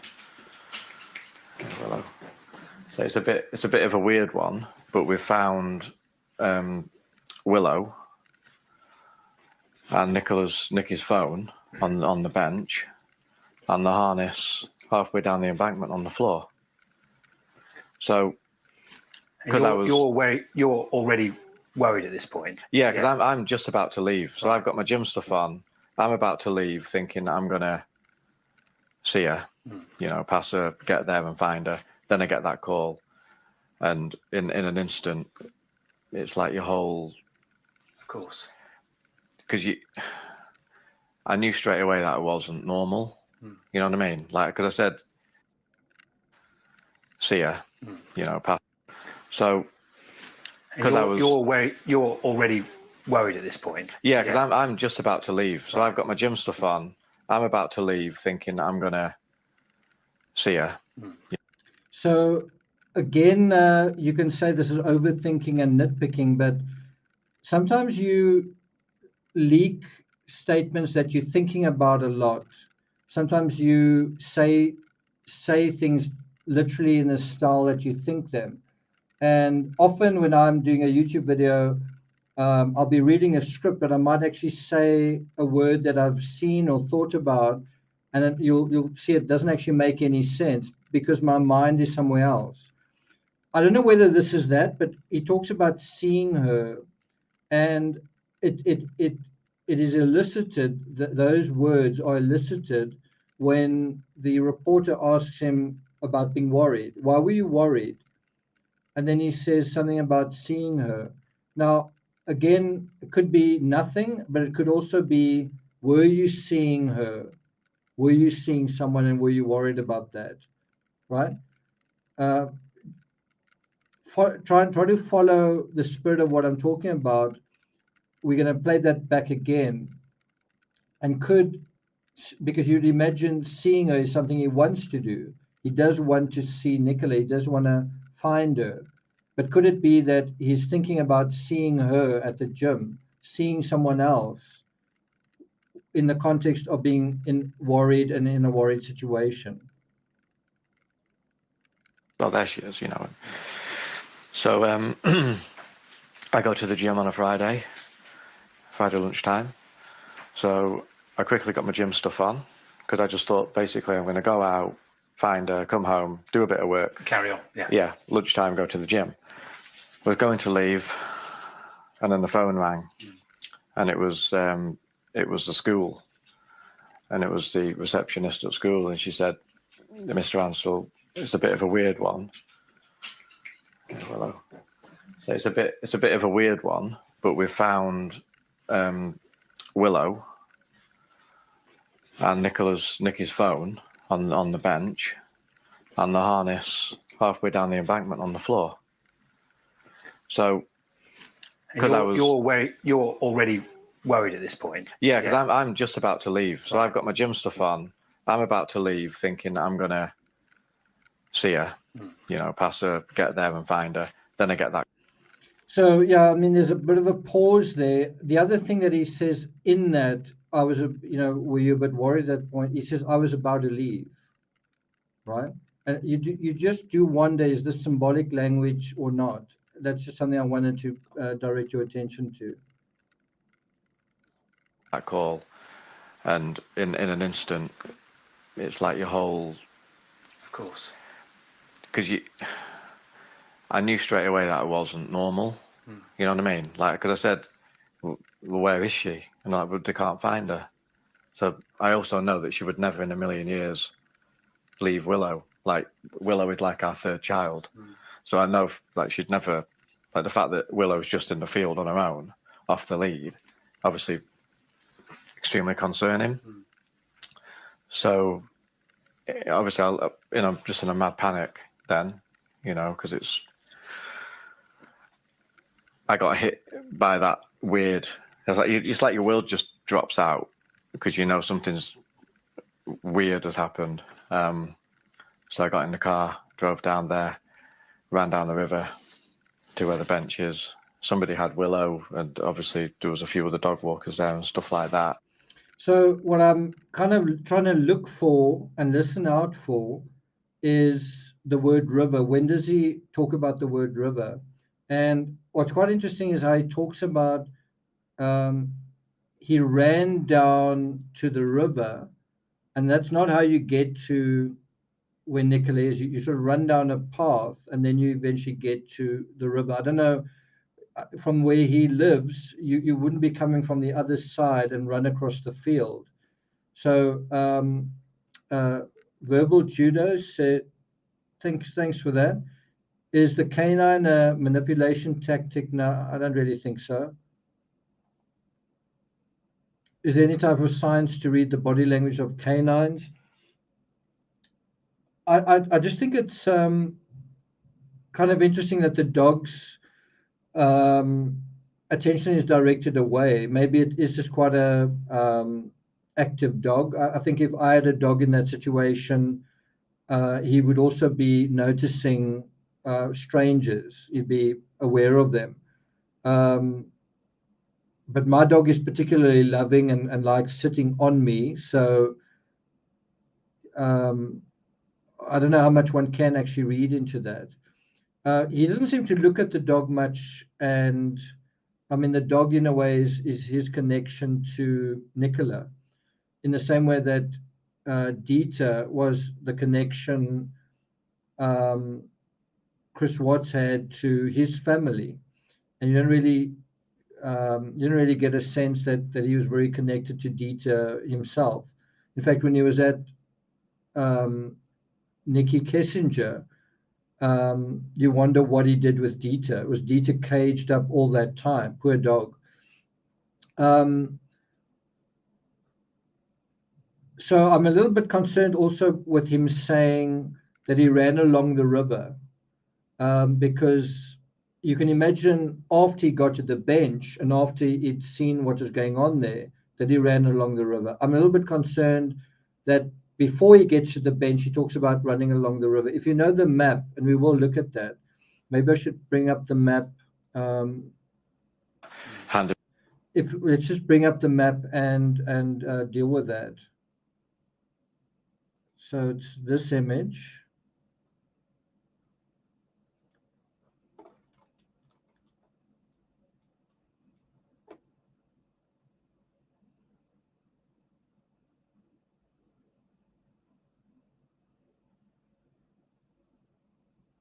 actually not a very good map, this.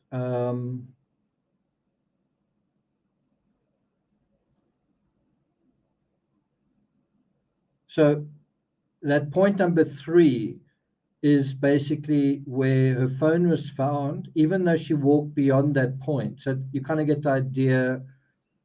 You kind of get the idea that she took this route and then probably went around there. I don't know why they don't do this with these maps.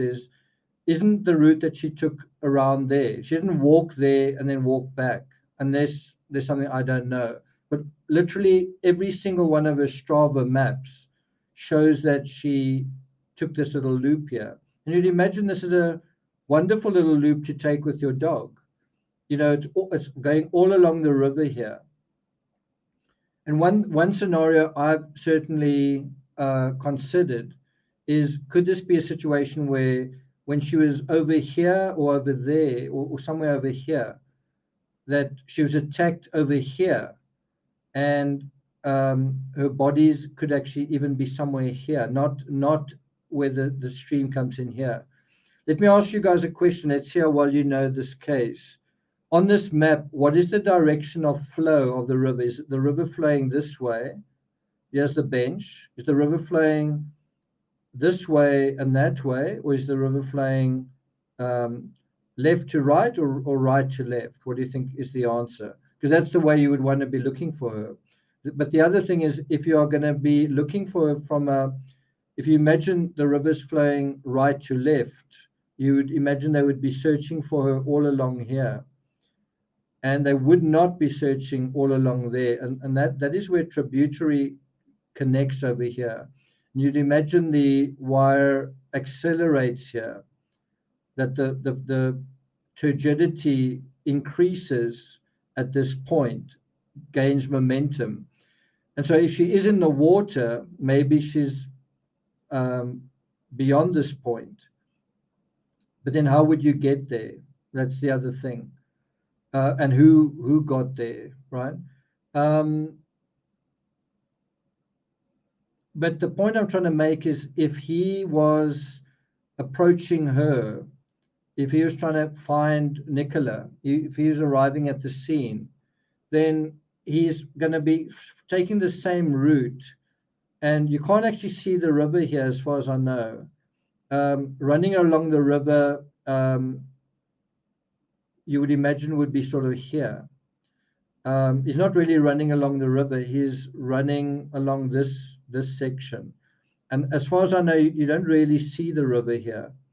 You see the river once you're here. And again, it could be overthinking it. You might argue, well, there you are running along the river. But I would imagine he would say it in a different way, that he would say, I ran to the bench and then I ran along the river. Unless he is referring to that little piece over there. I don't know. What do you guys think? So here is another map. It's this one over here.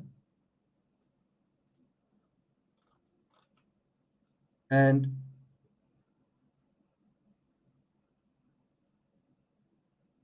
I think the path goes sort of along there and then through there, and then that's where the sort of goes up there like that, and then to there. You would imagine the running along the river would be here, not right in the beginning here, because you can't get to the river there. Whereas you've got access to the river over here and over here. Why would you be running along the river here? Again, it could be overthinking it. You would imagine the running along the river would be in this sort of situation. At the scene, you know, you wouldn't approach it running along the river. What do you think? Is that a fair criticism or not really? You would imagine that, but the other side of it is she's wearing dark clothing, right? If she's in the water, you must bear in mind, look how dark that water is. That's the topic from my previous video, that the divers talk about the water being black. And if you look at her clothing, it's black as well. Her clothing is very dark. So I don't know if you would easily see her. I don't know if you would necessarily easily see her leggings, or I'm not sure if she's wearing jeans, but her everything she's got on is dark. So the fact that that mud is almost black and the water is black and it's overcast means everything down there is very dark. Blonde hair when it gets wet isn't blonde. I mean, it's also relatively dark. Yeah, so I don't know. Almost everything in this case, if you argue it one way, you can argue something else a different way. Handed me Willow, handed me Nicky's phone. I still expected, obviously, to just have a look around and, well, there she is, or there she is. So what's quite strange is he doesn't talk much about her phone. Her phone was on, apparently, and he doesn't seem to check her phone. You would imagine that he may have checked her phone. You know, it could be that she got a call and went somewhere. She got a call and dropped her phone and ran somewhere, you know, maybe, you know, conceivably one of her kids had tripped at school and she dropped everything and ran to the kids. It's not likely, but it's possible that she got a call and responded to it. He doesn't look at her phone.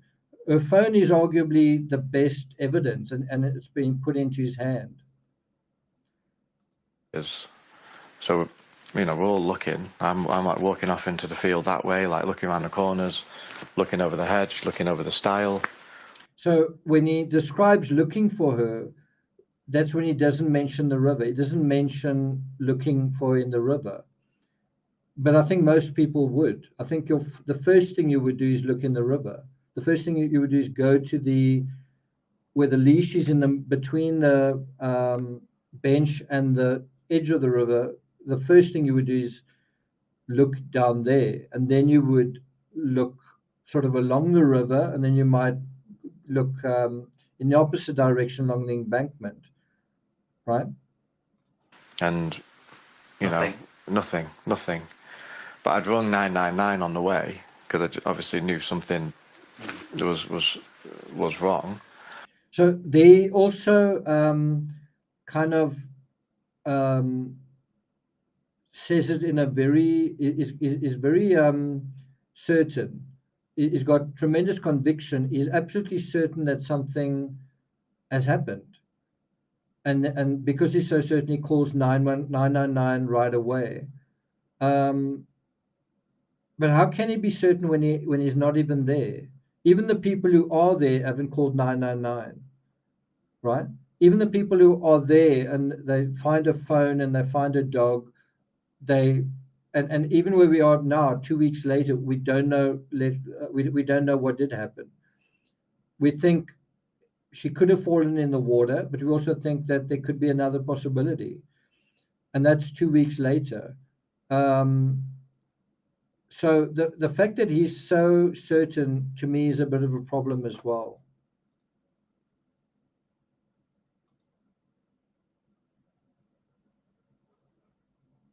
So the police rang me then while I was at the bench and said, look, you've got to get home because the police are going to be coming to your house. We need somebody at your house. You get home, the police are on the way there. This also reminds me of Chris Watts saying something about the police told me not to search. Now, he doesn't say that the police told him not to search, but he's kind of saying that the police told him to go home. The police told him, we want to talk to you, and so you must go home.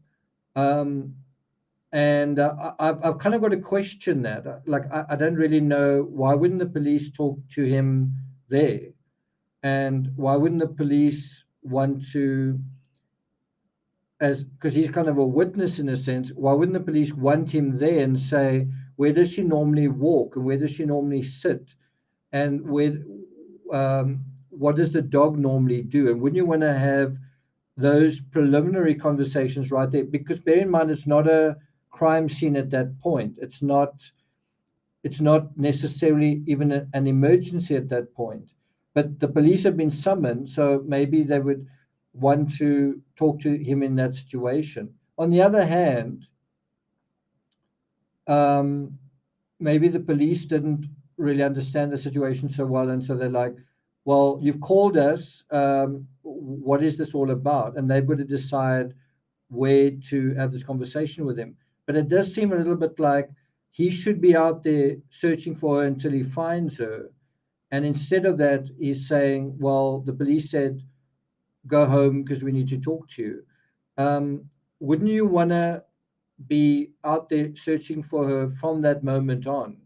Wouldn't you want to be saying to the police, no, you guys come here and let's search over here? Make the priority searching for her. And it seems quite weird how he is okay with just going home and talking to the police there. What's that going to help? He apparently doesn't know anything. What's that really going to help? Going away from that point of origin to his house, what is that really going to help? But it seems to me to be the reason he's giving for why he's no longer there or searching, doesn't it? So I'd rung the police at like, I think about 10 to 11, and they were there, like they got there at 25 past. So they were there, really, really quick. So I don't understand that either. He says, I rang the police at 10 to 11 and they got there really quick at 25 past. Is he saying they got there 25 past 11? Because 25 past 11 is 35 minutes later. That's a heck of a long time to take to get there, isn't it? I mean, it's a small little town, unless they've got to come from a neighboring town. You follow what I'm saying?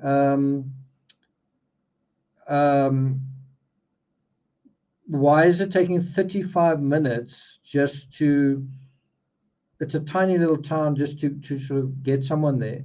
Unless St. Michael's on Wire doesn't have its own police station, but then you'd imagine there's another town just around the corner that would. Why is it taking 35 minutes?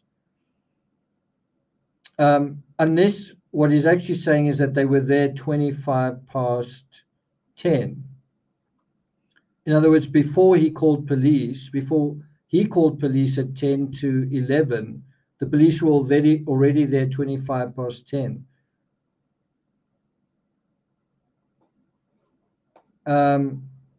It's only 35 minutes. Well, 35 minutes is actually quite a long time, I think. I think it shouldn't have taken them more than 5 or 10 minutes. The folks in the UK, is that a reasonable thing to say, that it should have taken 5 or 10 minutes, at the most 15 minutes? Why is it taking twice as long? Is that a fair thing to say? Pinchot says that's ages.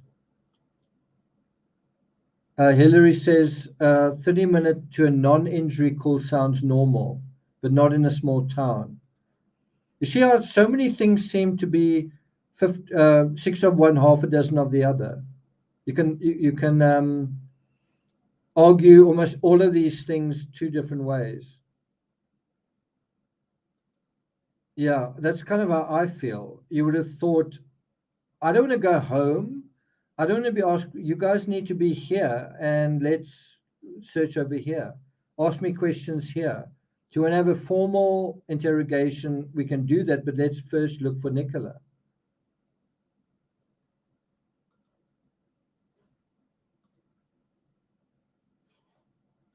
If you say it depends on the seriousness, well, he's saying that he is absolutely certain that this is, the floor has dropped out of his world. He's absolutely certain. So there should be that urgency. So if you are so sure and it is so urgent, why are you going home? And why must the police ask you questions at home? You know, I'd gone home then, taken Willow back. Police officer would come to the house. And, you know, although I was like obviously extremely worried and concerned, I still expected at any second she'd just go, "Oh, we found her," you know. That is also in a way a contradiction, because he's been saying that he knew instantly what had happened, and now he's saying at any moment maybe they'd found her. Again, there's something about the way he says things that isn't very, I just kind of rubs me the wrong way. I agree with what he's saying, that, I mean, even when I've been covering this case, you sort of get that feeling Nicola could be found at any moment. She could be found 5 minutes from now, 5 hours from now, 5 days from now, 5 weeks from now. Any of those could happen, 5 seconds from now. And so all of that is true, but the way that he says it just seems very flippant. I mean, it either means she's alive and okay or not. That is a very big difference to be flippant about.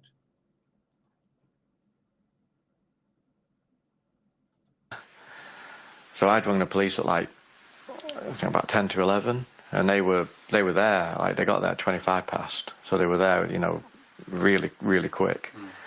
So I then, you know, I'd gone home then, taken Willow back. Police officer would come to the house. And, you know, although I was like obviously extremely worried and concerned, I still expected at any second she'd just go, "Oh, we found her." So I don't know if I'm understanding this right. When he says the police arrived, does he mean they arrived at his home or they arrived at the park? Because he's saying that something like by the time he got home, the police were there, or to meet the police. But anyway, what that seems to be saying is that by 25 past 11, he was already home and not looking anymore. So you kind of get the idea that he went there at 10 to 11, and within about 20 minutes, he'd stopped looking for Nicola, if you follow my reasoning, right? It sounds like, am I right in saying that? It sounds like that he arrived there, he called the police, but the police were like, "You need to go home so we can talk to you." So it sounds like he wasn't actually looking for more than about 20 minutes. Doesn't it? That's a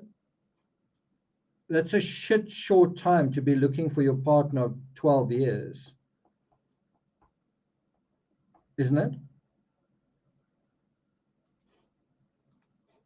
You know, we've found her here or whatever.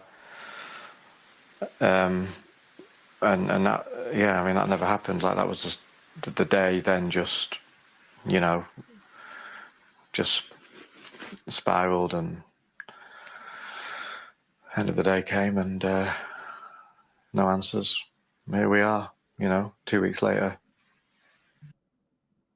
So that's another word that I think is interesting. I previously mentioned, we talked about round and round and round, and now it's just talking about, he doesn't really talk about what the police said. You'd imagine if he wants Nicola found, that he would say, "The police asked me this. They, I don't know whether they would have asked him, do you have an alibi," whatever, but he doesn't really mention anything that was mentioned there. He doesn't mention the last time that he saw, because you'd imagine the police would say, "What is the last thing you remember? What is the last thing she said to you?" And he doesn't provide that in terms of this interview. And then in the aftermath, and it's a part of true crime that so many people underestimate, the if there's a crime and there's premeditation, the post-meditation is just as important. If you look at the Idaho case, what happened after is just as important as what happened before. It's like a golden thread running right through. There's the premeditation, the crime, and if it's not premeditation, it just might be circumstances and dynamics that are leading to something. Then there's the crime itself. And often you have a psychological thread running through the crime itself that corresponds with the job and the psychology of the person.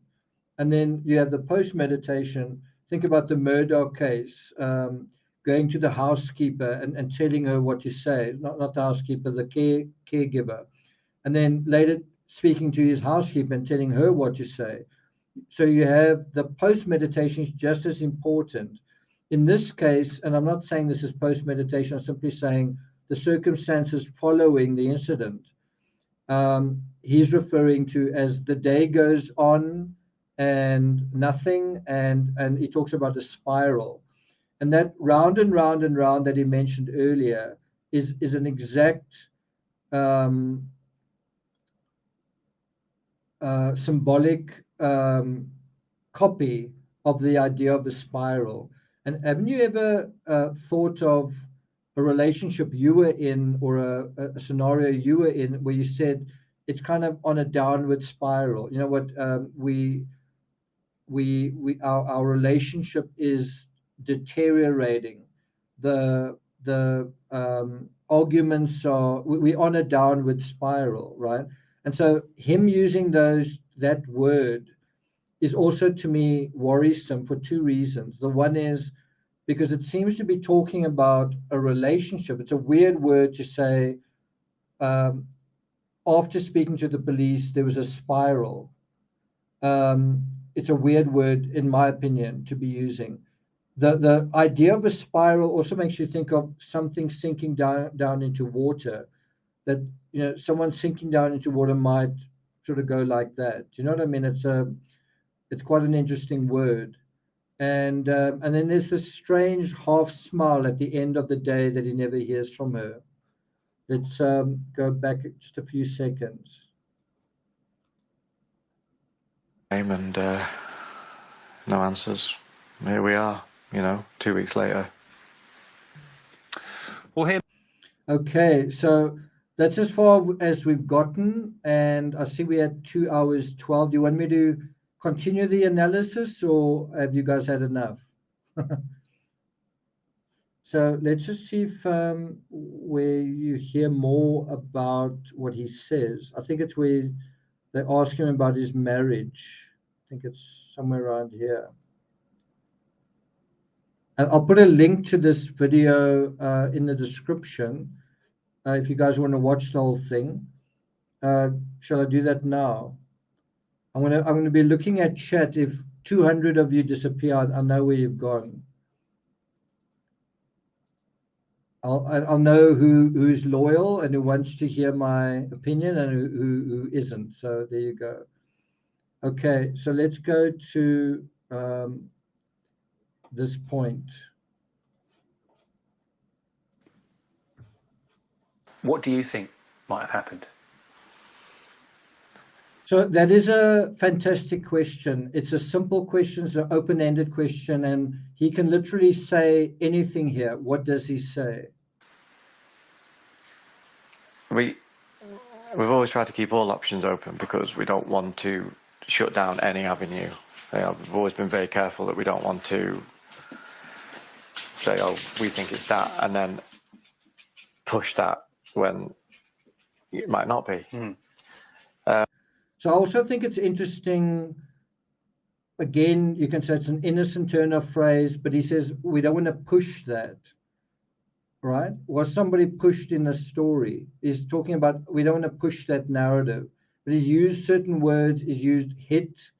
I was hit by this idea. The floor fell out. He's talking about spiral. He talks about not only that the harness was halfway down, but he also says that it was on the ground. Well, where else would it be? Obviously, it's on the ground.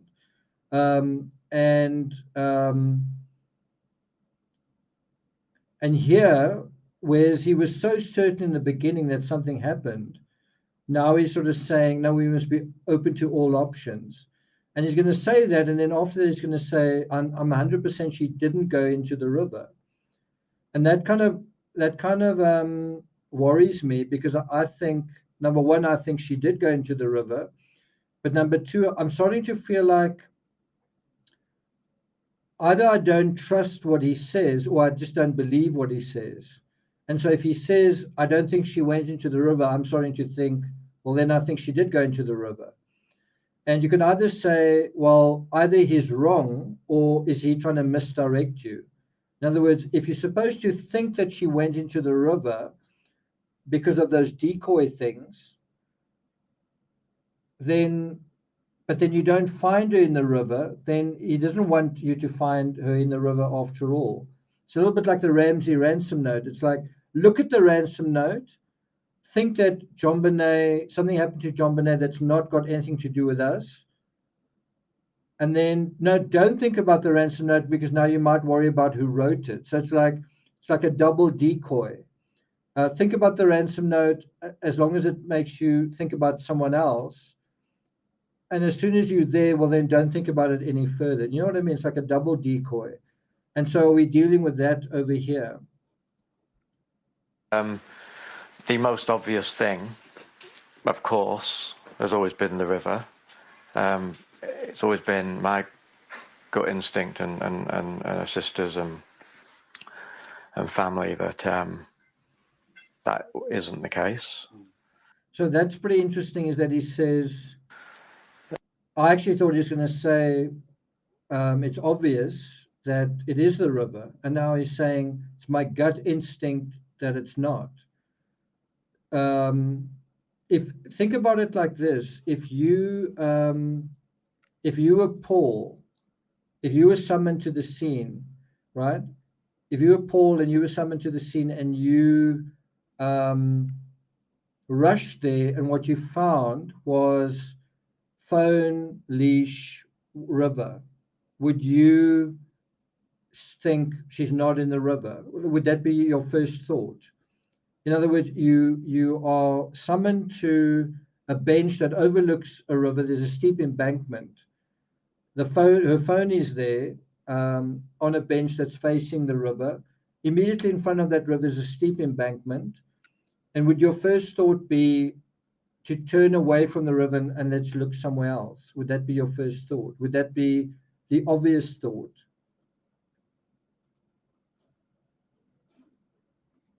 Would that be your gut instinct?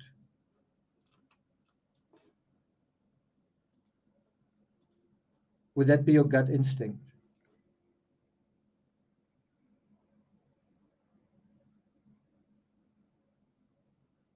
Terry says, I want them to search the river day and night. You know what's another thing is, wouldn't you want to search the river yourself? Like, wouldn't you want to physically get into that river and also search? Or would you want to just ask other people to do it for you? Let me put it another way, in a way that I think sort of humanizes this. If you have a dog and you thought your dog fell into a river, would you make an attempt to look in the river and perhaps also go into the river? Even if the dog wasn't alive anymore, would you make some attempt to do that? I know I would. If my dog went into the river and I thought the dog was no longer alive, I would probably look, and in terms of if it had just happened, you would imagine, well, he must be right there. And so would I really expect somebody else to look for my dog or to look for my partner? Or wouldn't I want to do some of that looking myself? Wouldn't you want to do that? Wouldn't you want to look yourself? Wouldn't you want to help the search yourself? And again, if you look at the John Bonet Ramsey case, the Madeleine McCann case, other cases as well, you often find they don't call out that person's name. They don't actually look for the person because they actually know all along that they're not going to find them, right? Does he ever say here that he calls her name? Because you'd imagine when you arrive there, maybe she tripped and fell and she's lying in the grass somewhere. Maybe she threw the ball. I do this all the time. I kick the ball, I throw the ball for my dog, and sometimes the ball bounces in a certain way or goes a little bit off the path. And then you've got to go somewhere where you didn't really expect to go. And maybe you twisted your ankle, or maybe you climbed over a bush and got stuck or whatever, and called that person's name. If you're looking for someone in the wilderness, isn't a natural thing to do, you call out their name. Did he ever call out her name? Wouldn't you, in a situation like that, you at a park and it's not a huge park, call out the person's name? Wouldn't that be and if you're convinced she's not in the water, why would you not call her out her name if she's over a hedge or whatever it is?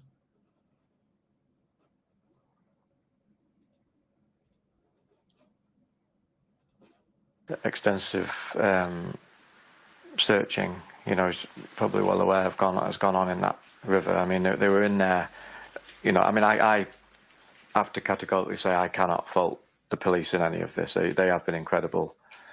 So there's also I can't fault the police, and he's shaking his head, and then he sort of nods his head.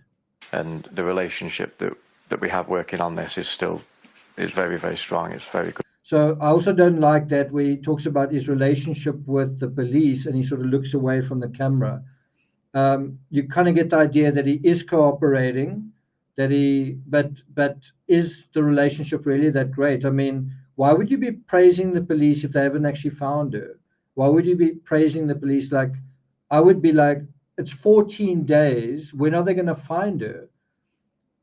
How can you have this situation? And yet he's saying, I can't fault them.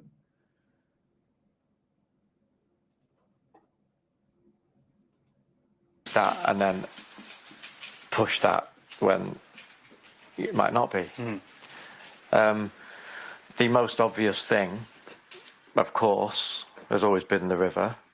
It's always been my gut instinct and her sisters and family that that isn't the case. So I don't know if you noticed there again, he's breathing quite. He seems somewhat to be breathing quite heavily. In that small little clip, you see a heck of a lot of emotion. You see his eyebrows going up.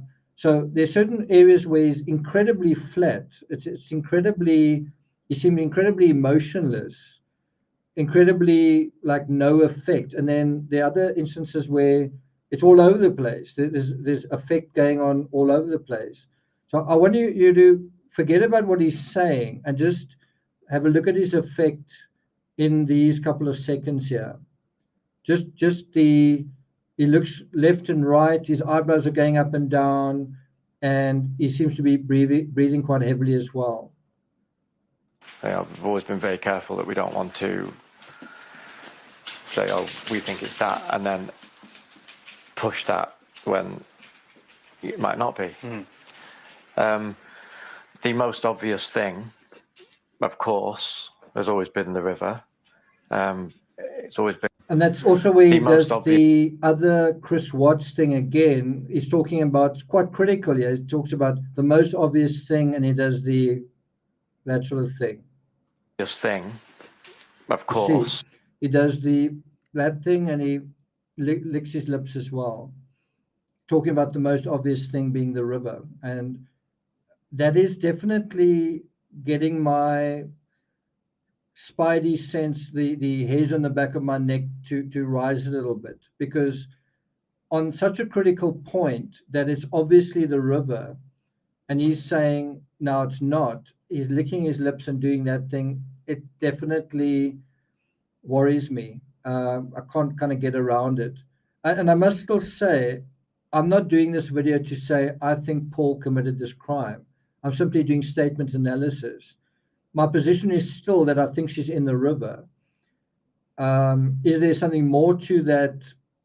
I don't know. I still need a bit more information.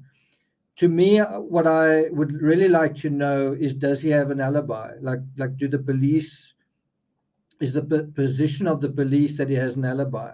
And I wouldn't be surprised if he does have an alibi, and then you kind of have a problem. Well, if he does have an alibi, what is your theory then? What is your story?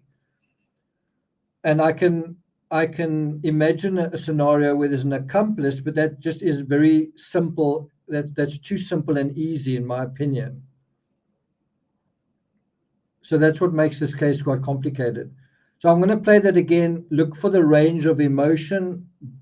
Check out the context. It's so obvious. And then look for the licking of the lips and that thing. It's not so much him doing that, it's when he does that, in the context that he does that. That is the part that's a little bit concerning. The most obvious thing, of course, has always been the river.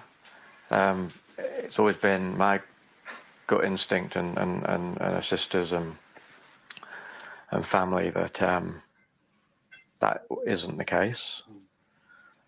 Extensive searching, is probably well aware has gone on in that river. I mean, they were in there.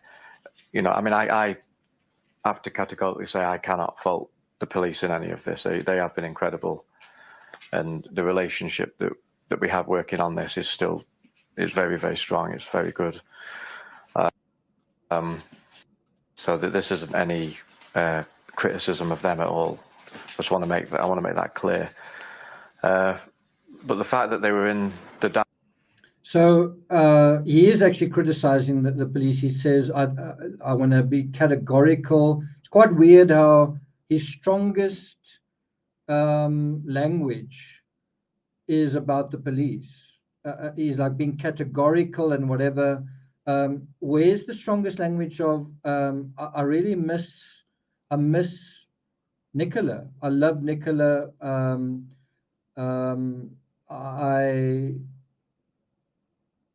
I don't know, just some kind of language in that direction. The other thing is, do you remember Chris Watts on the Sermon on the Porch? He did the same thing. He said the police have been on point, and he was also praising them. I'm always a little cautious. It doesn't mean if you are praising the police and a case hasn't been solved that you're a murderer. You had Steve Gonsalves criticizing the police in the beginning in the Idaho case, and then later on kind of praising them, right? So, but you do imagine when a case is unsolved and someone's been missing, that you aren't just complimenting the police the whole time, right? But of course, then here he does provide some criticism. Divers and underwater rescue team and all that were in that river on the day. If you look at this particular image, can you see how dark the water is? And it's what I try to convey in my previous analysis. The number 2 clue that we all missed is that the substrate of this river is often like either dark brown or black mud.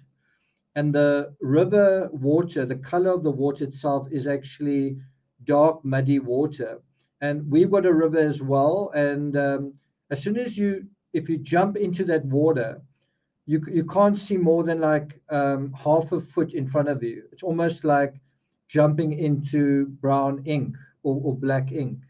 It's not like the Prosser Reservoir that you're supposed to drink that water. This is a river that's got a lot of mud and silt that is suspended in it. And so it kind of is like black ink in a way, right? And so you literally have the situation, as soon as something is below the surface, you can't see it. And you might say, yes, but sonar would be able to pick something up. But it's a river. It's got logs in it. It's got rocks in it.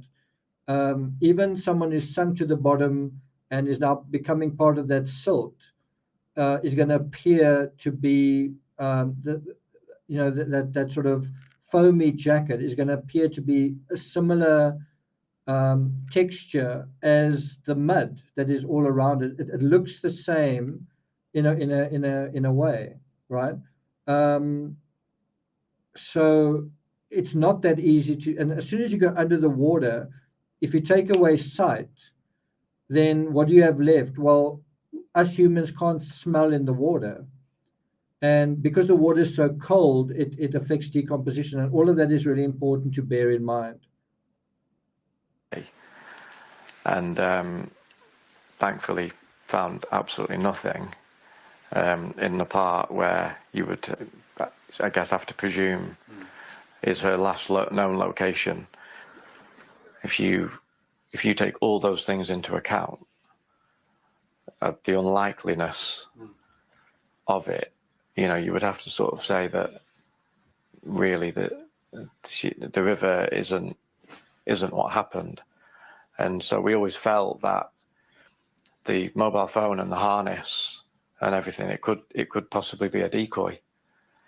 Again, we don't have evidence. No, but these are things that you naturally would think about, because the team's call was still active at the time, wasn't it? And so what I want you to look at is when he floats this theory, he's basically saying, don't look in the river, and it could be a decoy.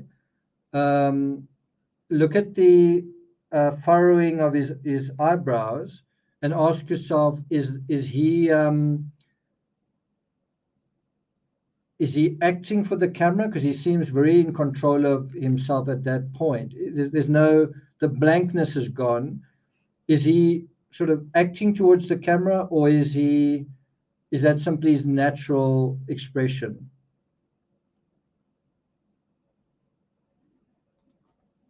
Of them at all. I want to make that clear. But the fact that they were in the divers and underwater rescue team and all that were in that river on the day, and thankfully found absolutely nothing in the part where you would, I guess, have to presume is her last known location. If you take all those things into account, the unlikeliness of it, you would have to sort of say that really over here. The river isn't what happened. And so we always felt that the mobile phone and the harness and everything, it could possibly be a decoy. Again, we don't have evidence. Okay, so that's the one thing to look at. The other thing to look at is the way he talks about is gesturing, where he's talking about could she be immediately below the bench, right? Ashley, thanks for joining us. Thank you. Let's just go back to that point. I hope I can find, it's over here. And I want you to look at how he gestures in a very specific way, like immediately below the bench. If you take all those things into account, the unlikeliness of it, you would have to sort of say that really the river isn't what happened. And so we always felt that the mobile phone and the harness and everything, it could possibly be a decoy. Looks like I missed it. Again, we don't have a water rescue team and all that. We're in that river on the day, and thankfully found absolutely nothing in the part. Found absolutely nothing in the part. Now look at his hand. Where you would, I guess, have to presume is her last known location. Right, and so there's just gesturing her last known location like that. And look at how he's presenting his hand. Does that mean anything? I don't know, but it does stand out. That is quite explicit. It's pointing right down like that, sort of dangling, almost like representing dangling limbs, right? Is that just him describing what we've all seen, or is that describing something he's seen directly? If you if you take all those things into account. Okay, let's go a bit further.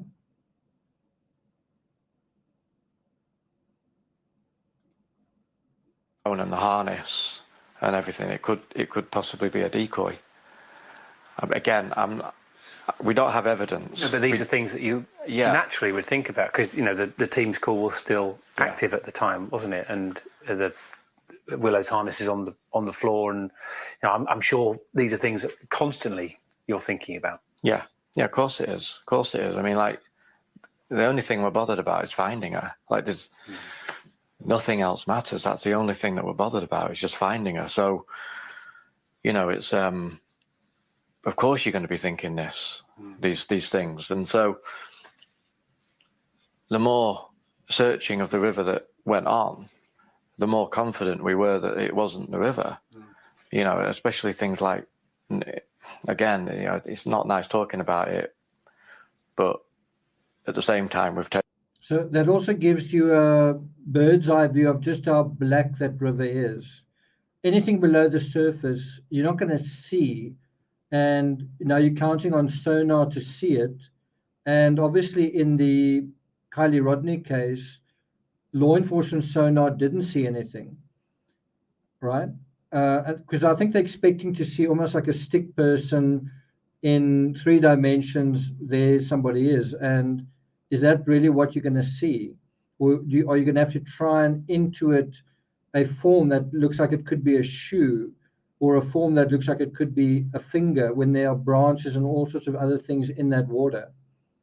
It's not the simple scenario where you're looking for a big vehicle with things like wheels and like a rectangular shape that is jutting in a serious way out of the substrate. This is something that, a person that is lying on the bottom of a river is going to look to some extent like the bottom of the river.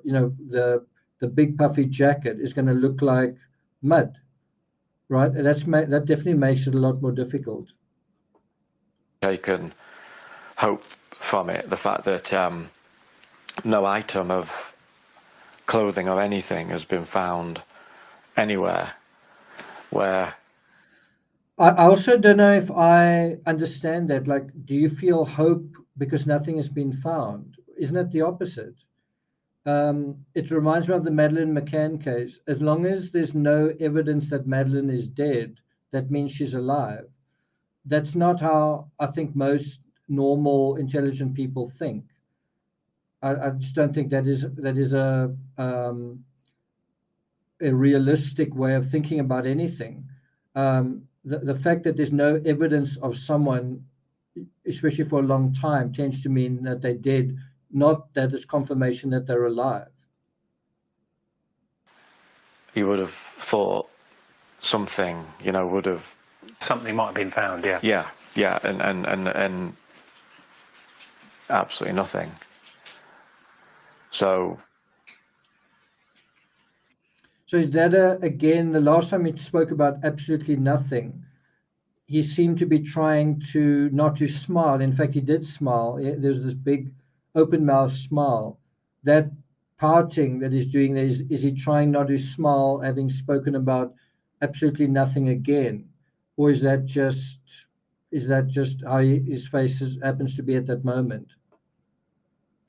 For me, personally, and again, this is just my opinion, I'm 100% convinced it's not the river.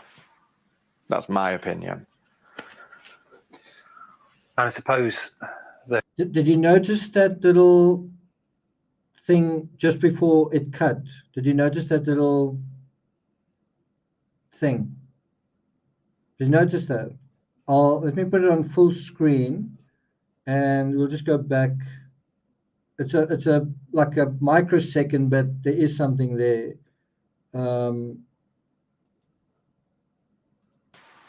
That's my opinion. And I suppose. Did you see that? Let's play it again. That's my opinion. And I'm trying to freeze it on that moment. There it is. And I guess you could say, he does have certain gestures. It seems to be wry. I don't know if wry is the word to describe it. But when you talk about asymmetrical facial expressions, it tends to be, or it can be, showing contempt. So in other words, if she is in the river and he knows she's in the river and he's telling you don't look in the river, then you have the possibility that he actually has contempt. He thinks that that law enforcement are actually idiots. He's not really praising them. And also he wants them to stop looking in the river, right? And this asymmetrical thing may be, it might just be part of his ordinary, the way that he expresses himself. But again, a lot of the expressions we're seeing, in the context we're seeing, on their own aren't terribly, they don't seem terribly positive, or they don't look like they're good omens. And when you add them all together, it seems to be taking you in a particular direction. And I suppose the question after that is, what then? And and the difficulty is you allowing your mind to think where she might be and what's happened to her, which is horrible as well, I imagine. Yeah, it's horrendous, because people don't just vanish into thin air. It's absolutely impossible. So something has happened. So it's kind of a absurd argument. He's saying people don't just vanish into thin air, but people vanish into water all the time. It's quite hard. You do have people who disappear into water and they're not found for a substantial length of time. In the Scott Peterson case, I wrote 3 books about that. Although Lacey didn't go for a swim in San Francisco Bay, she was made to disappear in water, and she did disappear for 3.5 months, right? So water can be an effective grave for a while, right? And the argument he's making, in a way, doesn't make much sense. It's sort of cyclical. He's saying people don't disappear into thin air. He's saying she didn't go into the water.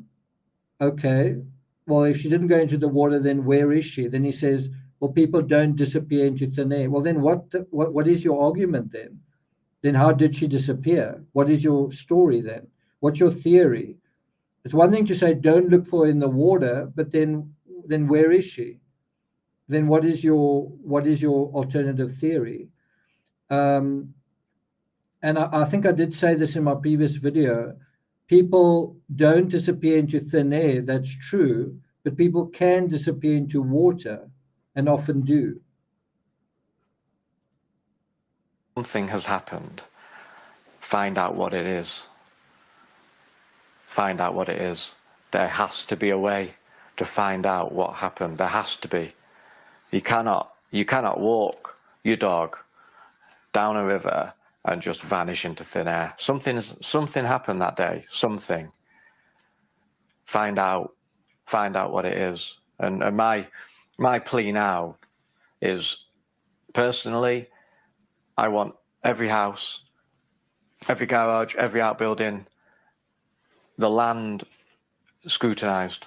I want it all searched. I want it all scrutinized. So here again, you're seeing so compared to the flat effect, compared to the Paul that seems to be quite emotionless and blank, yeah, he's quite adamant. Yeah, there's quite a lot of conviction. There's quite a lot of strength of feeling. And what is it? He's saying, look on land, look in buildings. There's quite a lot of emotion here, and quite a lot of urgency, and quite a lot of conviction to look on land, right? This reminds me in a weird way of Don Wells, who said the same thing. He said, I want them looking in every shed and you know, something about, I wish they could look in every house in the, I don't know if he said the Eastern United States or whatever. And he was saying it's very unrealistic, but he was saying, I wish they would just do that. And it kind of makes you wonder, did summer wells end up in water? Is that why they must look on land in sheds? Is that the psychology there? Anyway, it just reminds me exactly the statement he made, Don Wells also made about that. Scrutinized every piece of it. And I'm not going to, you're not going to appease me with anything else. That is what I want to happen, because for something to have happened there, it's not many, you would only know that area by local people. It's a local area. So it's quite interesting. He's talking about the area as a local, but from the perspective of what do other people think. This is quite a rare view you get from the air, quite a rare perspective. But I want to just once again emphasize: look at how dark this water is. It looks like a river. It looks pretty harmless, but it's muddy water. It's unusually black, dark brown, inky water, right?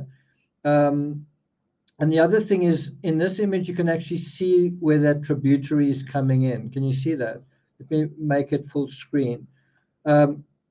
This is the aerial view, so I think the walk would take you to that point, and then I think you do sort of a loop like that, something like that. And anyway, that is, I think, the tributary that feeds into the river, and then it makes this arc, right?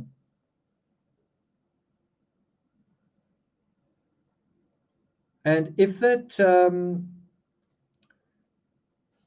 if the harness and the dog and all the rest is a decoy, then is it possible that something happened to Nicola over here? Or, sorry, not over there, over here, in this sort of area, and or in another area. In other words, you shouldn't be looking for her here or in front of the bench. You should be looking for her over here. And it is a decoy. She's in the river, but she didn't go in where she went in. Anyway. We've walked down there for years, and I mean years. You see the same faces every single day. And on the very odd occasion when you see somebody that, you know, you don't know, they stand out like a sore thumb.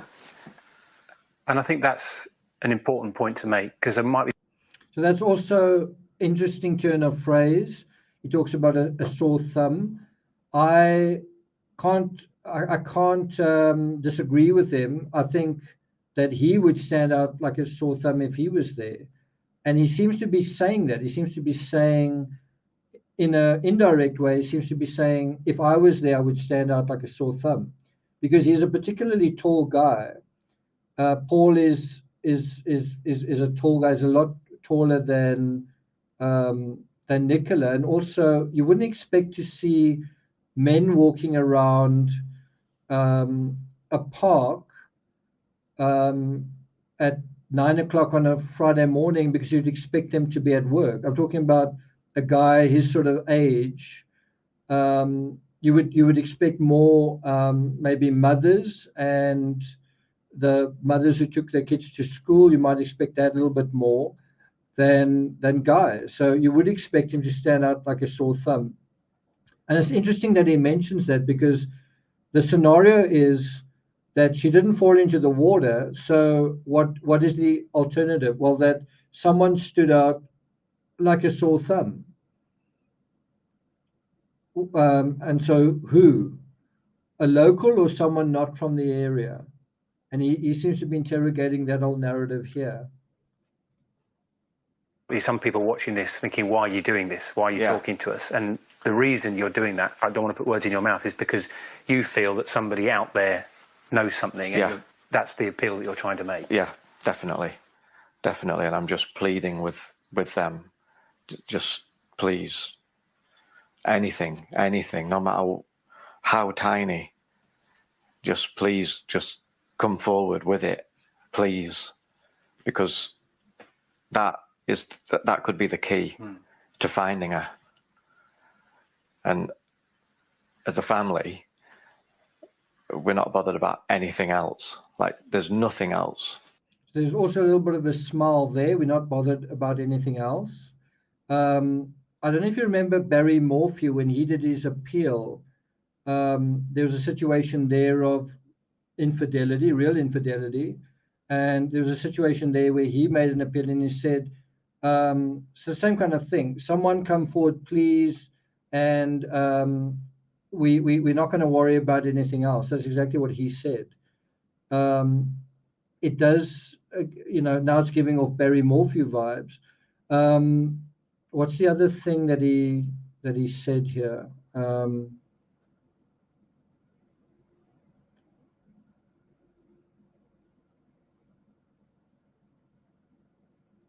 It also reminds me of Chris Watts, where Chris Watts said, if somebody has her, please come forward, whatever.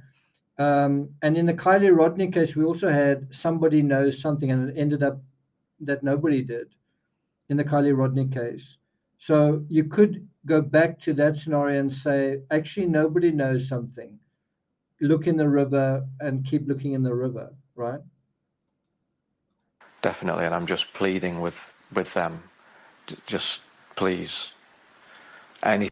So he also acknowledges here that he himself has walked in that park for years, that he is familiar with her movements in that park, which means that he knows where you would imagine that he would know the route that she would take, her habits, and all of that kind of thing. Is that a dangerous situation in this situation? By the same token, she put her workouts on Strava, which means in exactly the same way that he may know things, an unknown stranger might know things as well. Anything, no matter how tiny. The other thing that stood out to me, again, could mean nothing, is he says, that's the key to this case. Is there a key in the story? A key to someone's apartment, as there was in the Chris Watts case? Was there a key involved in starting up a vehicle and driving somewhere on the day that this happened?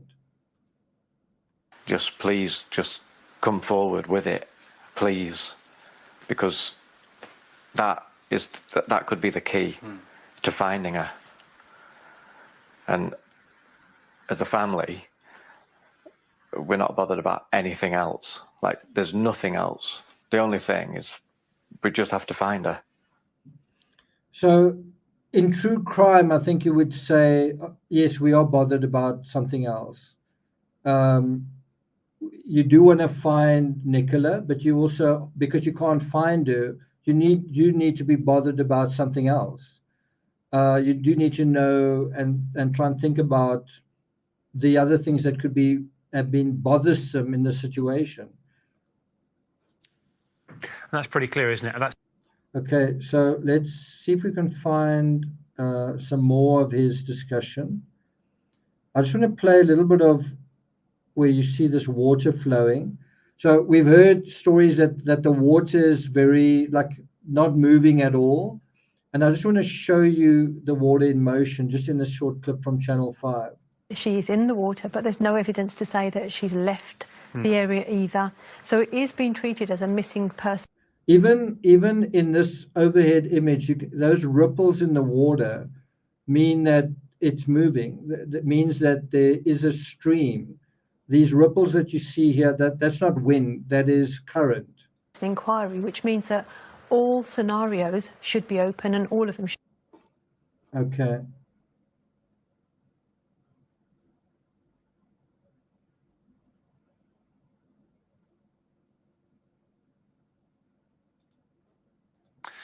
Welcome back to the final part of this special programme. Nicola Bulley's partner told me earlier today that hope is still strong, both within him and his family. He remains adamant tonight that Nicola would never give up on them, so how can they give up on her? You've told us a bit about who Nicky... So in that context, where he says Nicola would never give up on them, he doesn't say on me, or he doesn't say on me, but he gave up pretty quickly searching for her on the day of the incident. It seems like, and I mean, I think that should be asked. If he's interviewed again, I think they should say, how long were you at the park? How long were you at the park? And how long did you search for Nicola? And I think the answer is not more than 20 minutes. That's giving up pretty early, I would say. But don't you agree with that? That is a pretty brief effort to look for somebody. He is. Was she ever the sort of person who might go away for a night or leave for a few days? You know what I mean? It's about as far out of character as you could get. You know, I truly mean that. Like, even as a couple, on the odd occasion, if we ever do have a night away from the girls, because the girls are our world. Like, we go out for meals, the girls come with us.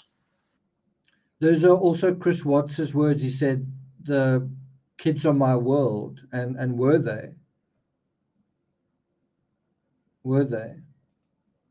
Like, we go out for meals, the girls come with us. He remains adamant tonight that Nicola would never give up on them, so how can they give up on her? You've told us a bit about who Nikki is. Was she ever the sort of person who might go away for a night or leave for a few days? You know what I mean? It's about as far out of character as you could get.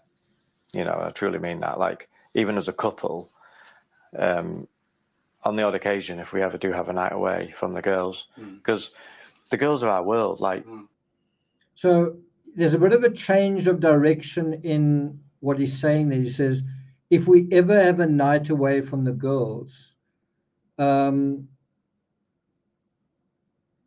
you've got to wonder, was that eating at him? Did he not like being in this very domestic situation where when they go and have a romantic meal out, the girls come with? Bear in mind what he said right in the beginning. He said, it's a relief when they are all gone, when the kids are at school and she's gone for a walk with the dog, that he gets an hour for himself and it's some peace and quiet, right? You also kind of get the sense that because Nicola was such a good mother and because she did so much with the kids, that may have been a bit of a bugbear for him, that he wants to do some things that don't involve the kids, that he wants to go and eat out without the kids, that he wants to go and do whatever it is without the kids, right? Was that something that was not going very well in their relationship?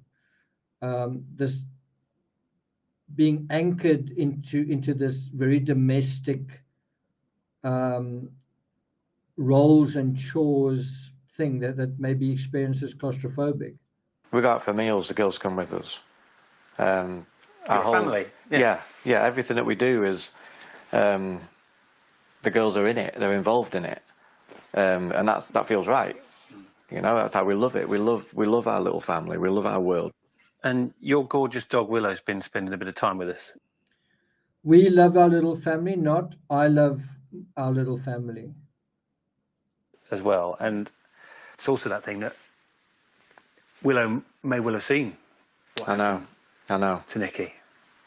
I know, and that's another layer of frustration and hell to it. You know, it's a hellish situation with the layer of hell that not knowing what's happened yet, and then also having Willow, who probably does know what happened, but she can't tell us, can she? And so is that again Willow can't tell us what happened. Is that again a bit of duping delight there? It just seems again at that time there's this bit of a lip curl going on. The layer of hell that not knowing what's happened yet, and then also having Willow, who probably does know what happened, but she can't tell us, can she? And it's that sort of moment. So you're just seeing so many of those little things, and again you wonder, what are we actually seeing here? You know, do these details matter? Do they really take us anywhere? Let's watch a little bit further. she's a very sensitive dog.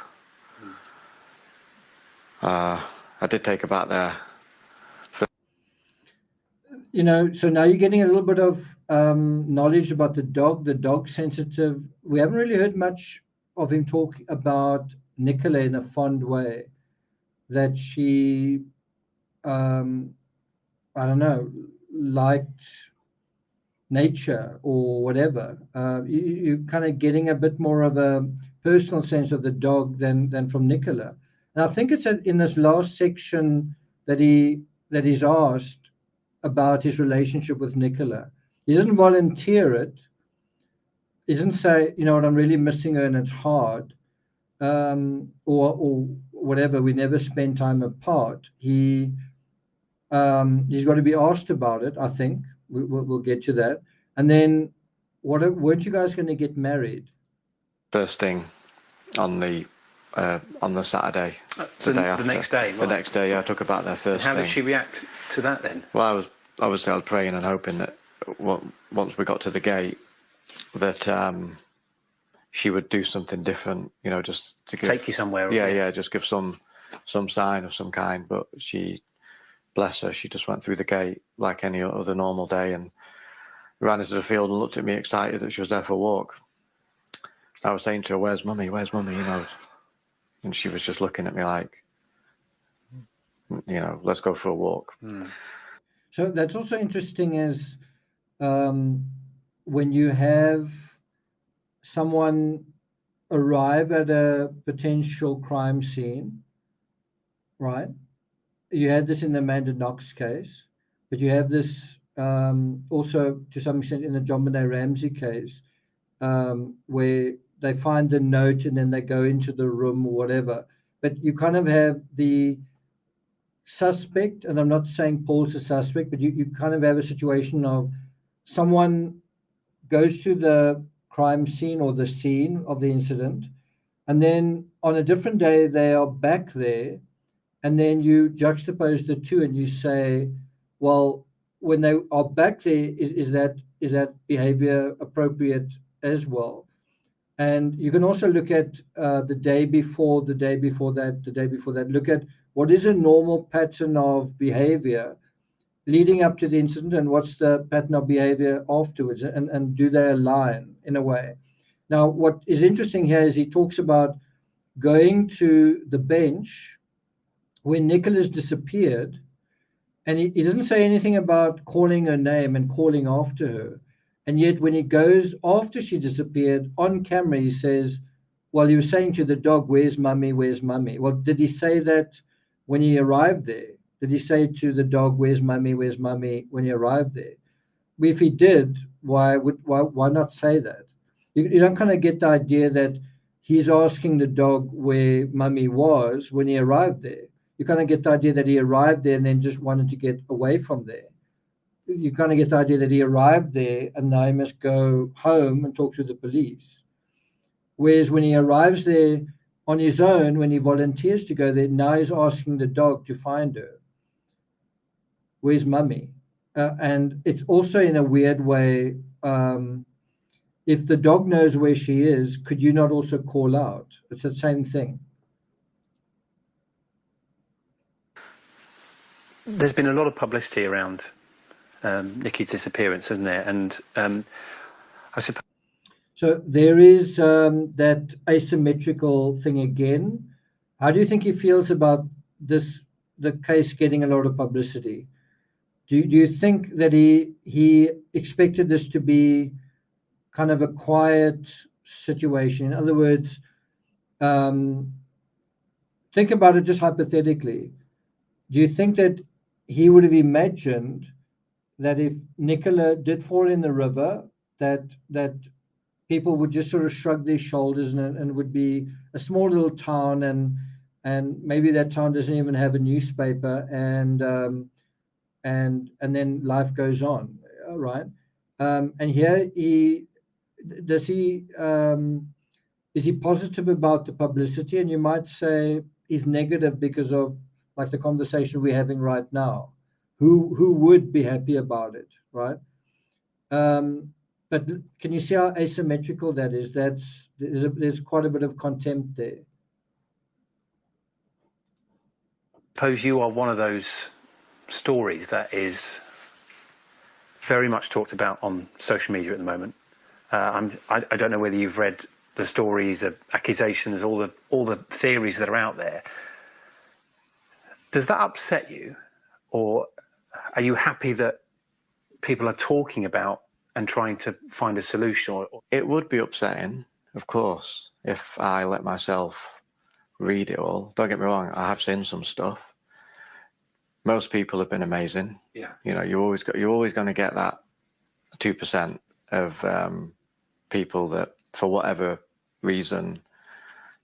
Do you think it is 2%? Do you think 2% of people are making funny aspersions? Do you think it is about 2%?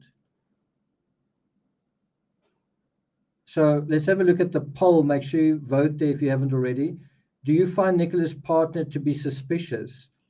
38% say yes. That's hardly 2%. You could say true crime channels are different to the rest of society, but you'd still imagine it to be 20% or 10%. 38% is almost half of you. So it's quite evenly split. Most of you say that you find him to be suspicious. I've got to put myself in that category as well.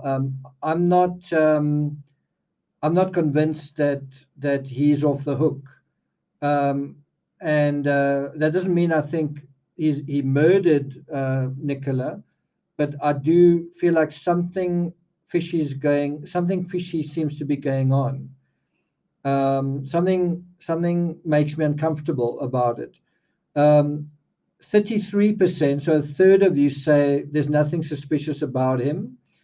And I can understand many of you saying that because it does seem like he was at home. So if he did do something, what's that explanation? And then 29% say it's hard to be certain.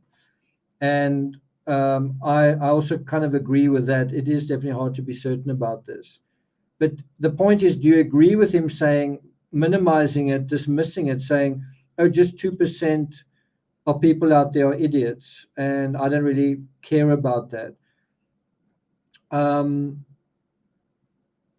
McCanns also did that. The McCanns also made it seem like their critics are few and far between, and kind of ridiculous and not worth paying attention to. You know, say and do not very nice things. But so you also see when he, earlier on when he's talking about Nicola and so on, he starts off very blank. And we've now reached the point where we're seeing all sorts of emotions all over the place.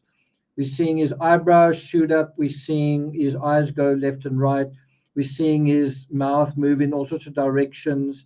It's asymmetrical. It's this and whatever. But I think one of the important questions to ask is a very simple question. Do you think Paul is the kind of guy who can get quite angry? Does he seem like someone who is quick to anger? And does he seem like someone who, if he gets angry, can get very angry, right? And that in a way is an unfair question, because I guess you could ask that question about me, right? And if you answered it one way or another, does that take you anywhere? But I think you do want to ask the question, is he evenly balanced, like Brian Koberger? Is he someone that, for whatever reason, is emotional and is trying to, for whatever reason, emotions are part of a problem, that he's got to hide them, or he's got to suppress them, or he's got to control them? And is that part of the dynamic that we're dealing with here? And we're going to go back just a few seconds to where he's asked basically the question, do you get angry, but about being criticized online? And I think you can cut the question off to, do you get angry? Do you get angry when you argue with Nicola? Do you get angry when you've got to take the kids with wherever? Do you get angry about the role you've got to play in your household? All of those sort of things. And look at his facial expressions just around this idea of, do I get angry? Let's see if we can pick it up. I think it's here. And trying to find a solution. It would be upsetting, of course, if I Very much talked about on social media at the moment. I don't know whether you've read the stories, the accusations, all the theories that are out there. Does that upset you, or are you happy that people are talking about and trying to find a solution? It would be upsetting. So the correct word is actually upsetting, right? Not necessarily angry. What happens to Paul when he gets upset? He seems like quite a unemotional person. But is there another side to him? Of course, if I let myself read it all, don't get me wrong, I have seen some stuff. Most people have been amazing. Yeah. You know, you're always going to get that 2% of people that, for whatever. So there's also a little bit of that going on. It's a little bit of contempt, but you can, I think, if you asked me what I thought of certain comments, I would probably also do that a little bit, because it's not something that you feel particularly good about. So that's kind of normal. But does anger come into this anywhere? For reason, you know, say and do not very nice things, but I don't want to give any energy to that. Like, my energy is just finding Nikki. So again, my energy is just finding Nikki, but when I was at the scene, how long was I at the scene? I read one that said the police need to look at the partner. I thought this was really, really, really interesting. Very, very ironic. Listen to what he says. And I'm sort of like, well, yeah, that's the first thing that they do. Like, of course it is. Yeah. You know, like, I knew that would happen. So that makes me just wonder, when he says, I knew that would happen, when did he know? When did he know they were going to look at the partner? You know, on the first day. And then he says that, on the first day, I knew that would happen. Did he really need to say that? Did he really need to say, on the first day, I knew they were going to look at me? Or was he thinking about that on a different day? And I So said, you expect that, don't you? Yeah. I expected that. I said to them, And you can actually see from the side that he does that sort of lip curl thing. Look at him on profile. Let's go back a couple of seconds. on the first day. And I said, you expect that, don't you? Yeah. I expected that. I said to Did you see that? Let me put it on full screen. And I said, you expect that, don't you? Yeah. I expected that. I said to them, do it and get that out of the way, and then focus on Finding her. on finding her and focus on the rest of it. So that's exactly what we did. You know, it was that was done, ruled out, obviously, and then move on.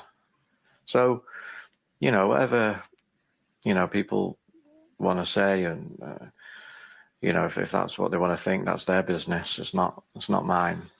But I know you've also been struck by the amazing response locally, and you know, just being here for today, everybody's talking about it. Everyone's asking how you are. and the local community, whether they're standing out on the street corner or putting posters up or just asking questions, they are doing an amazing job. Yeah, it's absolutely incredible. Like, it's heartwarming. It's given us an immense amount of strength, and it's kept that hope so high that we can't thank them enough. How are you keeping it? Is that the kids? Is that your natural positivity? It's all of those things. Of course, it's the children, of course, but I am naturally a positive person, and I believe that you get out of life what you put into life, and that's how we are as a family. And so, what we're going through now is like unprecedented hell, but that hope and that positivity in me is stronger than ever, and I'm never ever going to let go. Nikki would never give up on us ever. She wouldn't give up on anybody, and we're not going to ever give up on her. Like, we're going to find her. We were talking earlier, and you were saying that one of the plans you had was to get married during the pandemic, but you sort of, like many people, you had to. So this is really important, and he leaves it cleverly. The reporter leaves this for last. Is talking about, were you guys ever going to get married? And he's actually talking about what we really want to know all along. What is his relationship really like with Nikki? What plans did if he really loves her, what plan did they have? Did they ever talk about marriage? And this is where he deals with that aspect. Abandon those plans.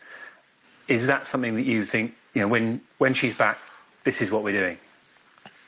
Yeah, I'm far too laid back sometimes for my own good, but also my attitude is, we'll get around to it. It'll be fine. And so we have obviously spoken about, marriage many times before, and then we have the children. When your children are, obviously, little, it's, all time consuming. And then as they were growing up, we always said when they're a bit older, be a nice time to do it, and they can be a part of it. They can, be the bridesmaids and everything. So that was always the plan. And so, it's just now. It's something that we would have obviously, spoken about it and moved forward with again. But so this part is quite important to stress, is you kind of get the idea that at the time that Nicola and Paul probably would have gotten married, Nicola disappears.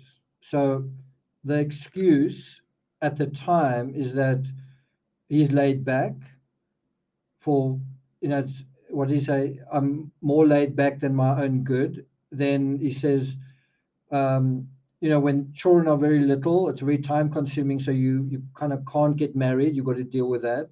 But then you can wait when they're older and you can be bridesmaids. You can have them as bridesmaids.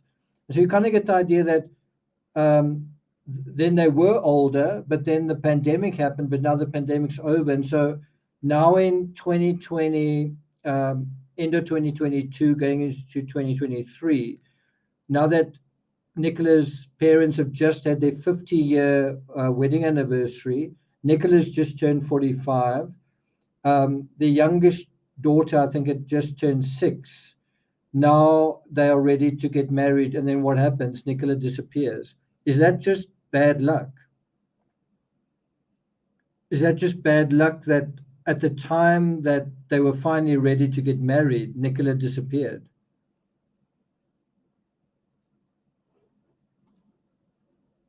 And still will. There is a chance, isn't there, that somehow she might be out there even watching this. If you could say something to her, what would you say to Nick? So that is always a good thing to ask in an interview, and you sort of wonder whether this reporter was briefed by law enforcement to ask certain questions, or whether he just made it up willy-nilly. I think he's handled it quite well. But this is a very good question to ask in this sort of situation. Let's see how he answers it. Nicky now. Just how much. So do you remember they asked the same question to Chris Watts? And do you notice his response there was a little bit of almost like a chuckle? Did you notice that? Let's go back a couple of seconds.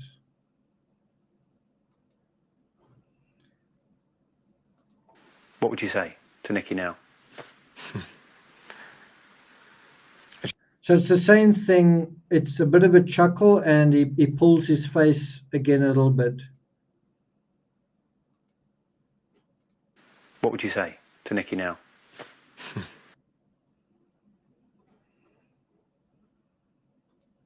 What would you say to Nikki now? And that's kind of his expression.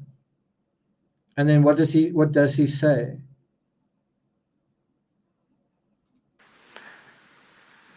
Just how much I love her. So this is kind of like, I don't know if you picked up what he said earlier. The reporter said she could be watching. And what would you say to her now? This is a chance to look right into the camera, because you don't believe that she's in the river. So if she is out there, it's a chance to look directly into the camera and be authentic. And he doesn't do that. He seems to avoid looking into the camera. Might be out there even watching this. If you could say something to her, what would you say to Nikki now? Just how much I love her, how much us as a family love her and need her, how well thought of, how much her friends love her and need her back. And so do you notice how he's talking about her almost as the third person? So he's just said, I will never give up on her, and she'd never give up on me.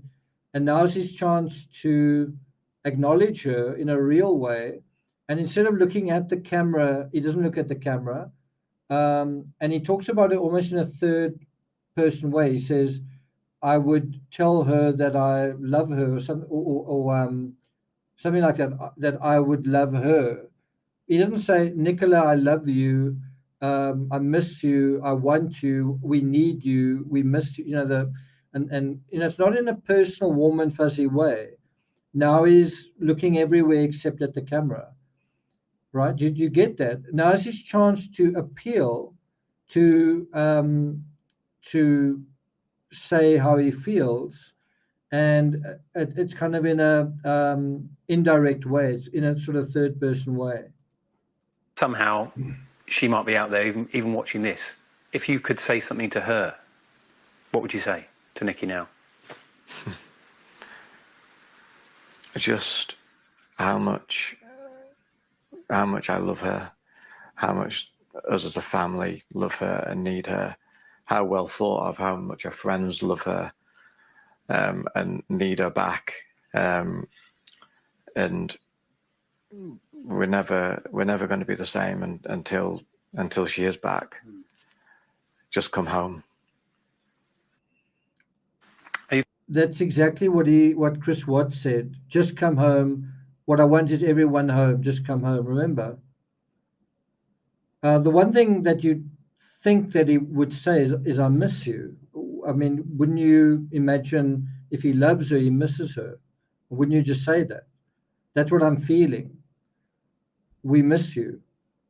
You're going to be okay. I will, as long as she comes home. But yeah, I have to be okay for the children. That's also a brilliant question. It totally wrong foots him. Will you be okay? And it's a very hard question to answer if you in this whole mind job space. So it's really interesting how he is kind of wrong-footed here. Let's kind of go back to that. Will you be okay? What is it? How is he supposed to answer that? I love her and need her, how well thought of, how much her friends love her and need her back, and we're never going to be the same until she is back. Just come home. Are you going to be okay? I will, as long as she comes home. But yeah, I have to be okay for the children. So can you see how he's totally wrong-footed by that question? Will you be okay? Again, it's a 50-50. On the one hand, you can imagine he's not going to be okay because of the reality. On the other hand, if this was a calculated thing, then it's quite hard to say, of course I'm going to be okay. It's going to be great. You know what I mean? Again, it's a sort of a 50-50 thing. But he does seem quite choked up on, will you be okay? You notice that? It seems like that does cut to the core. Are you going to be okay where we are now? Children. But obviously the hope inside me that she's going to come home, that I can't let myself, think of anything else. It isn't an option in my head. We deserve a happy ending to all of this. I also think that's a very, very big statement. This is what we deserve, right? We deserve a happy ending. Clearly, he thinks that's what he deserves. What is his idea of a fairy tale? What has been his genuine idea of a fairy tale in this story? We know what Nicola's idea was of the fairy tale was. I think part of that was marrying the father of her kids. What is his genuine idea of a fairy tale? You can't have this level of support, this level of love and compassion and hope and prayers without getting a reward from that. In my mind, that is impossible. So he's talking about, for the first time, he really mentions the word love. I don't think he's really mentioned it much, but he mentions love, and then he talks about reward. I want a reward for the amount of love that's been going on, right? And I think overall, you can kind of just ask the question, is he convincing? Do his emotions resonate with you? Is he, when you look at him, do you get a sense of, I can see what Nicola saw in him? Do you feel the love, right? When you think of all the hope and everything that's going out there, it has to come back. And that has to bring her home. I really appreciate you talking to us. I know it's impossibly difficult. You've described your life at the minute as a living hell. I hope what you said makes a difference as well. And I think everybody watching this will join me in saying that we all hope that Nikki comes home and that she is safe and well and you can be back together. Yeah. Thank you. Thank you, Paul.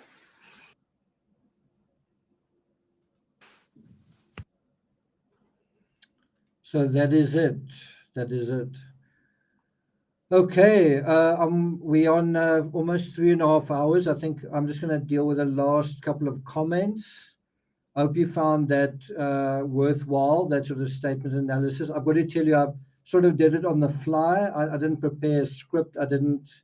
Some of it I'd heard before, but most of it I was hearing for the first time. So that's in a way why it may have seemed a little bit random, but there you have it. Let's have a look. Yeah, no tears. That's kind of a tough one. I don't cry very easily. If God forbid I had to lose my dog, I don't know if I would cry. I don't know if that would mean I did something to my dog. So I don't know if you can apply that to men as easily. It depends if he's a crier in general. Thanks a lot, Miss H. Thank you.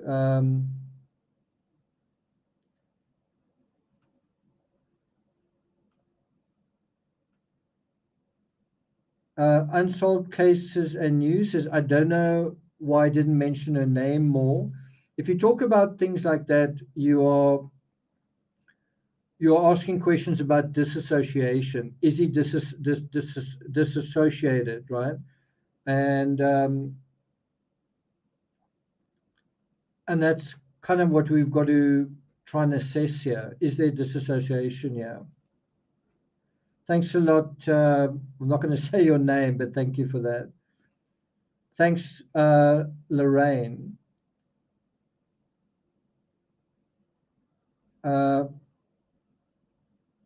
Dover and Dolly's mom says nitpicking.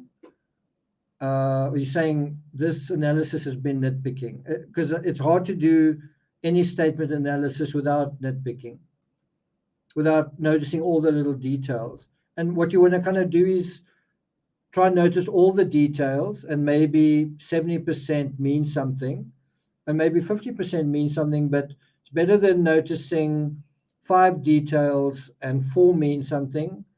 It's better noticing more details that mean something and mean nothing than 3 details and none of them mean anything, if that makes sense. Thanks, Jen H. Thank you. Samantha says he doesn't resonate with me. I've got to say, it doesn't resonate with me either. I don't feel his emotions. I don't really feel something from him.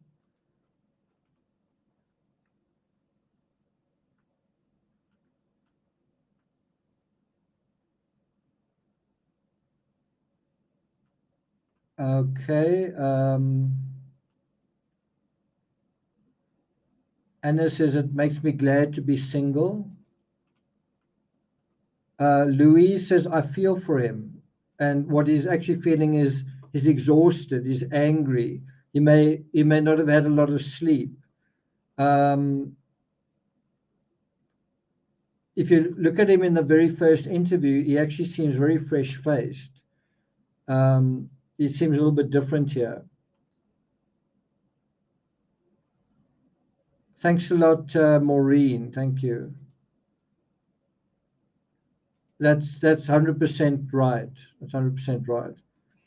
If you think about the Murdoch case, that entire case right now is nitpicking of evidence. Is this relevant? No, it isn't. Is that blood in the water? No, it isn't. Is it this? Is it that? Did you say this? Did you say that?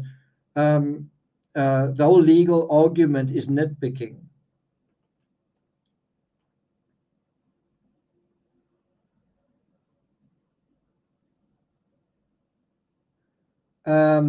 Matt, I must tell you, it's really not a nice thing to even think about, losing your dog. A couple of years ago, my father, I heard that the dog was in trouble. The dog wasn't doing very well.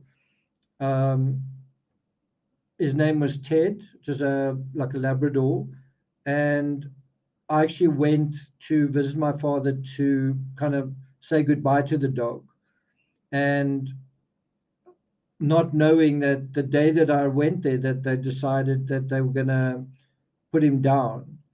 And so I went just to say goodbye to the dog, and I didn't really know the dog that well. It wasn't like I took the dog for walks. We didn't really interact that much. And anyway, so they decided that day they were actually going to put him down, and so I went with. And it was a very traumatic, emotional, devastating, heartbreaking experience, because I had my hand on the dog. So did my father, so did my sister, when the dog was injected, and I actually felt the life leave the dog. And not only that, I think one of the most shocking things was seeing my father crying, because in my entire life, I've not seen my father cry very often. And yeah, I ended up crying myself. All of us were crying. My father, my sister, and me. And so before the time, if you'd said, do you think that would reduce you to tears? I would have said never. And that's about the last time I've cried. And yeah.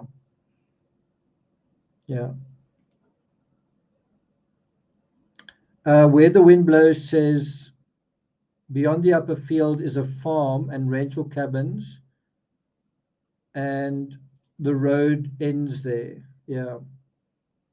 It's one of those cases where you need a lot of local knowledge, and you need to be aware of what I can't get out of my head is that this crime is playing out, or this incident seems to be playing out at the same time that the Delphi murders has become part of our conversation again. The Delphi murders has become part of the mainstream news cycle.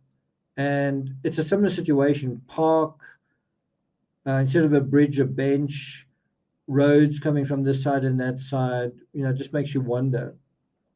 Thanks a lot, Deborah. Renee says, did I miss Stephanie tonight? I think she's watching Super Bowl Sunday somehow. That's a very interesting point that he was changing his clothing. That's interesting. Gayla Lucas, I think Gayla's just joined us on Patreon. Thanks for your support as well.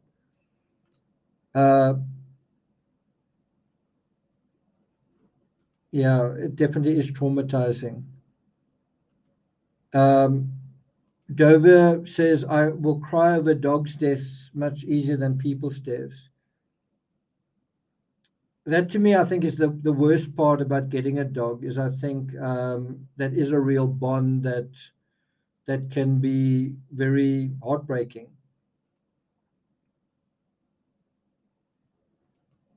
Yeah, so all of this is just acknowledging that men can cry. Men do cry. Men can be emotional. Thanks a lot, Daisies Forever. Thank you. So let's have a quick look at the latest news, and then I'm going to sign off.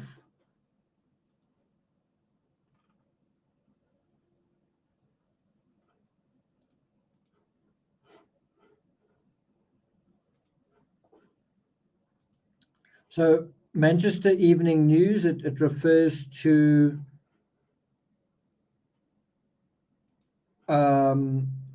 two suspicious individuals near the river. Witnesses say the pair seem to want to hide their faces, which struck me as odd. And then I guess you've got to ask, if they didn't steal her phone, what did they want? Did Nicola have her wallet on her? Did Nicola have, because you never hear about that, was she walking around with her purse? Somebody thought they must be poachers. So anyway, that's a fairly recent story. And then another one is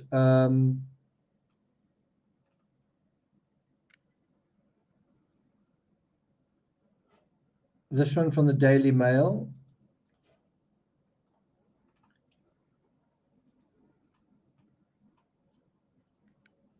Now is this Paul, what's his name? Peter Faulding. Now he's saying that he wants to continue the hunt on land. I think he's the guy who did the water search. Now he wants to continue the hunt on land. And I think that some yellow ribbons have been tied in the area. Let's see if we can see them here.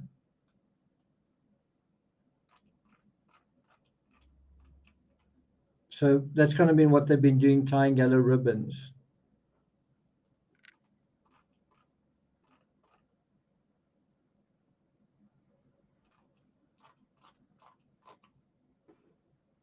Okay, and then let's see if there's anything else. 38 minutes ago, this story came up from The Independent. Any trace of missing dog walker will have disappeared, says former officer. He says the riverbanks are not forensically friendly. I think any trace of her may have disappeared except possibly her remains. So there's the ribbons on the bridge.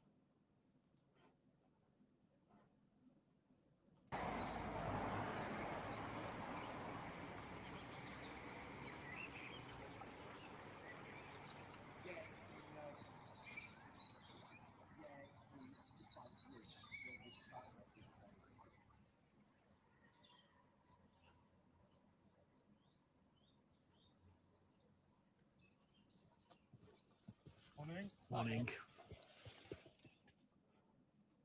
Trading is not about Okay, so that's it from my side. I hope you found this analysis worthwhile. It is a pretty baffling case, isn't it? Sometimes you go very much in the one direction, then you go very much in the other direction. Sometimes I think when that's the case, that it not be both. So if you say, did she fall in the river? Or you say, did someone close to her do something? Or did somebody close to her push her in the river or put her in the river? But certainly this is quite a baffling case so far. I'm still leaning towards, despite the analysis that I've done here, I'm still leaning towards her falling in the river and kind of being snagged. And possibly she bumped her head and lost consciousness. I need more specific, serious evidence to start going into the whole foul play thing. I need something like information about an affair that's confirmed. I need something like the neighbors hearing arguments. I need something like Nicola friends seeing Nicola with a blue eye or something like that. I'm not nearly along that path to make that leap. I'm feeling a bit uncomfortable, but I'm not at the point where I'm saying it is foul play. So until I'm at that point, I'm still in the accident scenario situation, and so we'll see if that changes. I agree with the detective superintendent who said 2 weeks later, if there was some evidence of foul play, you'd imagine they would have found it. A witness who saw something, and maybe it'll come through in CCTV. I think that the police are doing the right thing. They need to get all the CCTV they can get hold of, and surely in that dragnet, in that in that sort of digital fabric, it should snare a vehicle that is often in the area where her vehicle is, or a person who's been in the area. And so in other words, if there's evidence of foul play, we are likely to eventually find it. And the fact that we're not finding it does seem to me to suggest the thing that's missing here is our ability to see underwater. And that's the real thing. And that's quite hard to acknowledge, our human weakness collectively. Anyway, I want to thank you all for being here. Thanks for your comments and contributions. Thanks for the super chats.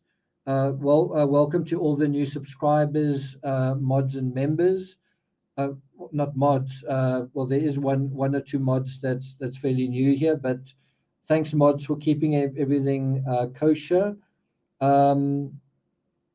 Is there anything else I want to say? Yeah. So if you're watching this on replay, those folks in America, I hope you enjoyed Super Bowl Sunday. I hope it was pretty good. And I'll see you guys next time. Take care. Take care of yourselves. Take care of your dogs. And see you soon. Ciao.